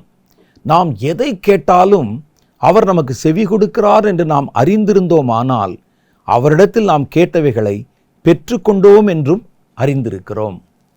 அப்போ இந்த விசுவாசம் இந்த கடைசி காலத்தில் கர்த்தருடைய பிள்ளைகளுக்கு இருக்கணும். இந்த விசுவாசம் இருந்தால் என்ன நடக்கும்னா, இந்த அரகுர ஜெபம், மனிதர்கள் பார்க்க வேண்டும் என்பதற்காக பண்ணுற ஜெபம், பல இடங்களில் பல கூட்டங்களில் பார்த்துருப்போம். அவங்க ஜெபம் பண்ணுறத பார்த்தா இப்போ அடுத்த நிமிஷம் தேசத்தில் எழுப்புதல் வந்துடும் மாதிரி தெரியும். ஆனால் அவர்கள் அந்த கூட்டத்தில் கேங்கில் ஒரு கூடுகையில் பண்ணுற ஜெபத்தை தன்னுடைய தனிப்பட்ட வாழ்க்கையில் பண்ண மாட்டாங்க. மற்றவங்க பார்க்குறக்கா ஜெபம் பண்ணுவாங்க. ஒரு கூட்டம் வந்தோடனே அந்த நேரத்தில் ஒரு ஸ்பிரிட் வரும், அந்த நேரத்தில் ஜெபம் பண்ணுவாங்க. ஜெபத்தின் மேல் விசுவாசம் உள்ளவன் எந்த நிலையிலும் முழு மனதோட ஜெபிப்பான். அதான் அந்த என் ஜெபத்தை கர்த்தர் கேட்கிறார், என் விண்ணப்பத்திற்கு செவி கொடுக்கிறார் என்கிற விசுவாசம் நமக்குள்ளே இருந்தால் அரகுர ஜெபத்தை உங்களால் பண்ண முடியாது, கேட்கப்படாத ஜெபத்தை பண்ண முடியாது, மற்றவர்கள் பார்வைக்காக செய்கிற ஜெபத்தை பண்ண முடியாது, நிர்விசாரமான ஜெபத்தை பண்ண முடியாது, கடமைக்காக செய்கிற ஜெபத்தை பண்ண முடியாது, நித்திரை மயக்கமாய் பண்ணுகிற ஜெபத்தை பண்ண முடியாது. அப்போ இந்த விசுவாசத்தை இந்த கடைசி காலத்து சந்ததி கண்டிப்பாக நீங்கள் வளர்த்து கொள்ளணும். என் ஜெபத்திற்கு செவி கொடுக்கிறார் என்பதை நீங்கள் ஆணித்தரமாக விசுவாசிக்க வேண்டும். யோவான் 14வது அதிகாரம் 13-14 இயேசு கிறிஸ்துவும் இதை சொன்னார். என் நாமத்தினால் நீங்கள் எதை கேட்பீர்களோ அதை நான் உங்களுக்கு தருவேன். என் நாமத்தினால் நீங்கள் எதை கேட்டாலும் நான் அதை உங்களுக்கு செய்வேன். இந்த விசுவாசம்தான் கடைசி கால விசுவாசத்தில் பிரதானமாக இருக்க வேண்டியது. ஏன்னா கடைசி காலத்தின் பயங்கரங்களுக்கு தப்பித்து கொள்ளுகிறதற்கு கர்த்தர் கொடுத்த ஆலோசனையில், கர்த்தர் நமக்கு கொடுத்த அறிவுரையில் ஜெபம்தான் பிரதானமாக இருக்கிறது. வரப்போகிற இவைகளுக்கெல்லாம் நீங்கள் தப்பித்து மனுஷகுமாரன் வரும்பொழுது எதிர் நிற்க பாத்திரவான்களாக எண்ணப்படும்படி எப்பொழுதும் விழித்திருந்து ஜெபம் பண்ணுங்கள் என்றார். அப்போ ஜெபம் பண்ணுறவனுக்கு இந்த விசுவாசம் இல்லாட்டா ஜெபம் பண்ண முடியாது. கடமைக்கு ஜெபம் பண்ணுறதோ, எழுதி வச்சு ஜெபம் பண்ணுறதோ, மற்ற பார்வைக்கு ஜெபம் பண்ணுற ஜெபம் நம்மை பாதுகாக்காது. அப்போ இப்படிப்பட்ட ஜெபத்தை, ஜெபத்தின் மேல் கொண்டிருக்கிற விசுவாசம் இந்த காலகட்டத்தில் பிரத்யேகமாக தேவனுடைய பிள்ளைகளுக்குள்ளே இருக்க வேண்டிய ஒரு விசுவாசம். அடுத்து பாருங்க, நாம் கர்த்தருடைய பிள்ளைகள் என்பதை விசுவாசியுங்கள். யோவான் 1வது அதிகாரம் 12-13 சொல்லுது, அவருடைய நாமத்தின் மேல் விசுவாசம் உள்ளவர்களாய் அவரை ஏற்றுக்கொண்டவர்கள் எத்தனை பேர்களோ அத்தனை பேர்களும் அவருடைய பிள்ளைகளாய் மாறும்படி அவர்களுக்கு அதிகாரம் கொடுத்தார். அவர்கள் இரத்தத்தினாலாவது மாம்ச சித்தத்தினாலாவது புருஷனுடைய சித்தத்தினாலாவது பிறவாமல் தேவனாலே பிறந்தவர்கள். இந்த விசுவாசத்தை நம்ம வளர்த்து கொள்ளும்போது என்ன வருதுன்னு கேட்டால், நான் கடவுளுடைய பிள்ளை, இந்த காரியம் எனக்கு தகுதியாக இருக்குமா என்பதை நம்ம யோசிக்கணும். பவுல் சொல்கிறார், எல்லாவற்றையும் அனுபவிக்க எனக்கு உரிமை உண்டு. உலகத்தில் நான் குடிக்கக்கூடாதா, நான் புகைப்பிடிக்கக்கூடாதா, எல்லாவற்றையும் அனுபவிக்க எனக்கு அதிகாரம் உண்டு. ஆனால் எல்லாம் எனக்கு தகுதியாகிறாது. ஏன்னா நான் கடவுளுடைய பிள்ளையாக மாறின உடனே என்னுடைய தகுதி என்பது வேறொரு தகுதியாய் மாறிவிட்டது. கடவுளுடைய பிள்ளை, நான் இதை செய்யலாமா? அப்போ அந்த தகுதி இருக்கு பாருங்க, அதைத்தான் அவர் சொல்லுகிறார். எல்லாவற்றையும் அனுபவிக்கலாம், யார் கேட்க போறா? ஆனால் அது எனக்கு தகுதியாக இருக்காது. ஏனென்றால் நான் முதல்ல மாம்சத்தில் பிறந்தவன், இரத்தத்தில் பிறந்தவன், இப்போ கர்த்தருக்குள் பிறந்தவன். முதல்ல நான் என்ன வேணாலும் செய்யலாம், இப்போ நான் செய்ய முடியாது. கோபம் வரும், அடிக்க முடியாது. சண்டை போட தோணும், பண்ண முடியாது. அந்த நேரத்தில் நம்மை தடை செய்வது எது தெரியுமா?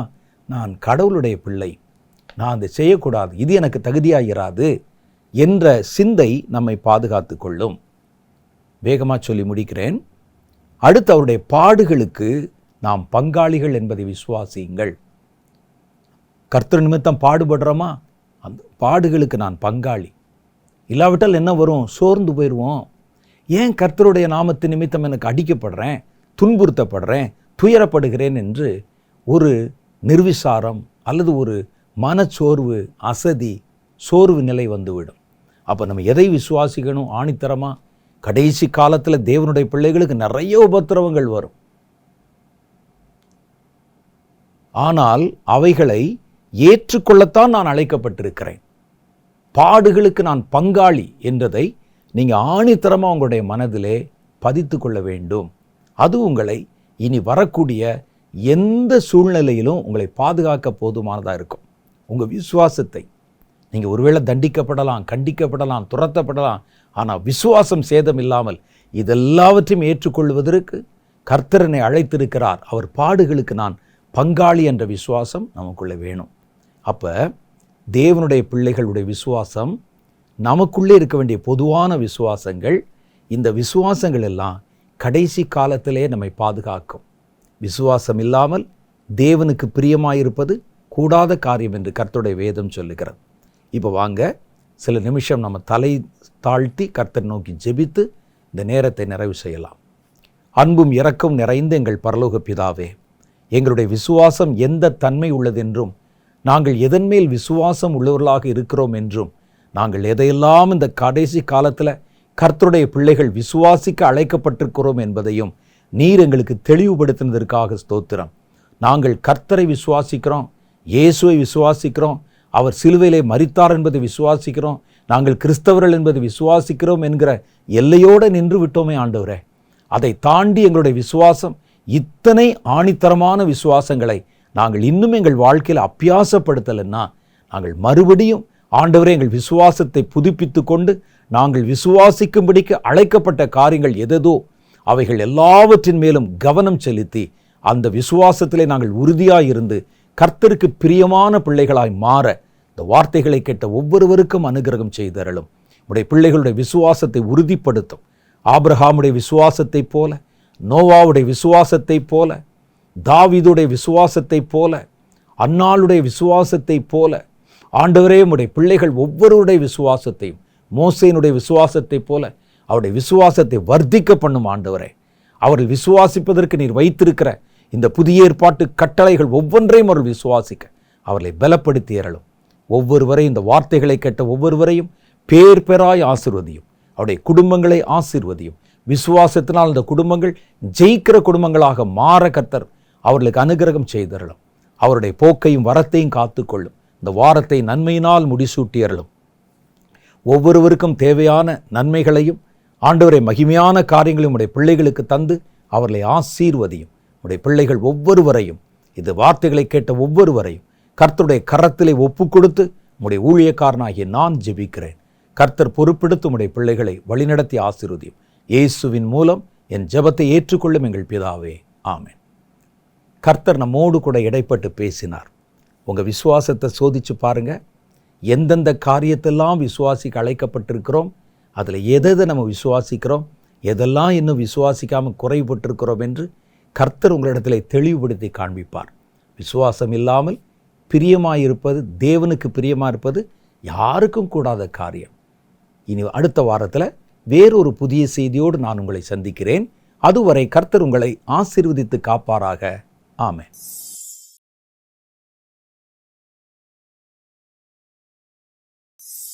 vincentselokmar.org என்ற இணையதளத்தில் வாராந்திர தீர்க்க தரிசனங்களை பெற இந்த எளிய வழிமுறையை பின்பற்றவும். முதலில் கூகுள் இணையதளத்தில் vincentselokmar.org என்று சர்ச் செய்யுங்கள். பிறகு முடிவுகளிலிருந்து அதிகாரப்பூர்வமான வெப்சைட்டை கிளிக் செய்யுங்கள். ஹோம் பேஜ் ஓபன் ஆனதும் மெனு ஆப்ஷனை கிளிக் செய்து ப்ராஃபசிஸ் என்ற ஆப்ஷனை செலக்ட் செய்யுங்கள். உங்கள் இமெயில் ஐடி மற்றும் பாஸ்வேர்டை பதிவு செய்தவுடன் உங்கள் இமெயில் ஐடியில் ரிசீவ் ஆன OTP எண்ணை பதிவு செய்யுங்கள். லாகின் ஆன பிறகு மாதம் வாரியாகவும் வாரம் வாரியாகவும் தீர்க்க தரிசனங்கள் இருப்பதை நீங்கள் பார்க்கலாம். எந்த தீர்க்க தரிசனத்தை பார்க்க வேண்டுமோ அந்த மாதம் அல்லது வாரத்தை தேர்வு செய்தவுடன் அந்த மாதம் வாரத்திற்கான தீர்க்க தரிசனத்தை நீங்கள் திரையில் பார்க்க முடியும். தீர்க்க தரிசன இமேஜை கிளிக் செய்தால் முழு தீர்க்க தரிசனத்தையும் உங்களால் பார்க்க இயலும். நீங்கள் அதை சேவ் பண்ண விரும்பினால் டவுன்லோட் ஆப்ஷனை கிளிக் செய்யுங்கள். தீர்க்க தரிசனத்திற்காக ஜெபியுங்கள். மற்ற ஜெப வீரர்களுக்கும் பகிர்ந்து கொள்ளுங்கள்.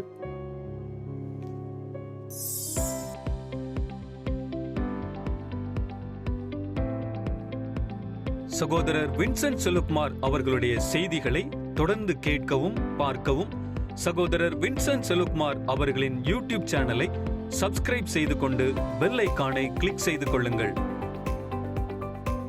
வேதத்தின் காரியங்களை அறிந்து கொள்ளவும், கடைசி கால செய்திகளை பற்றி தெரிந்து கொள்ளவும் மற்றும் ஆவிக்குரிய வாழ்க்கையில் இன்னும் வளரவும் இந்த செய்திகள் உங்களுக்கு மிகவும் பிரயோஜனமாக இருக்கும்.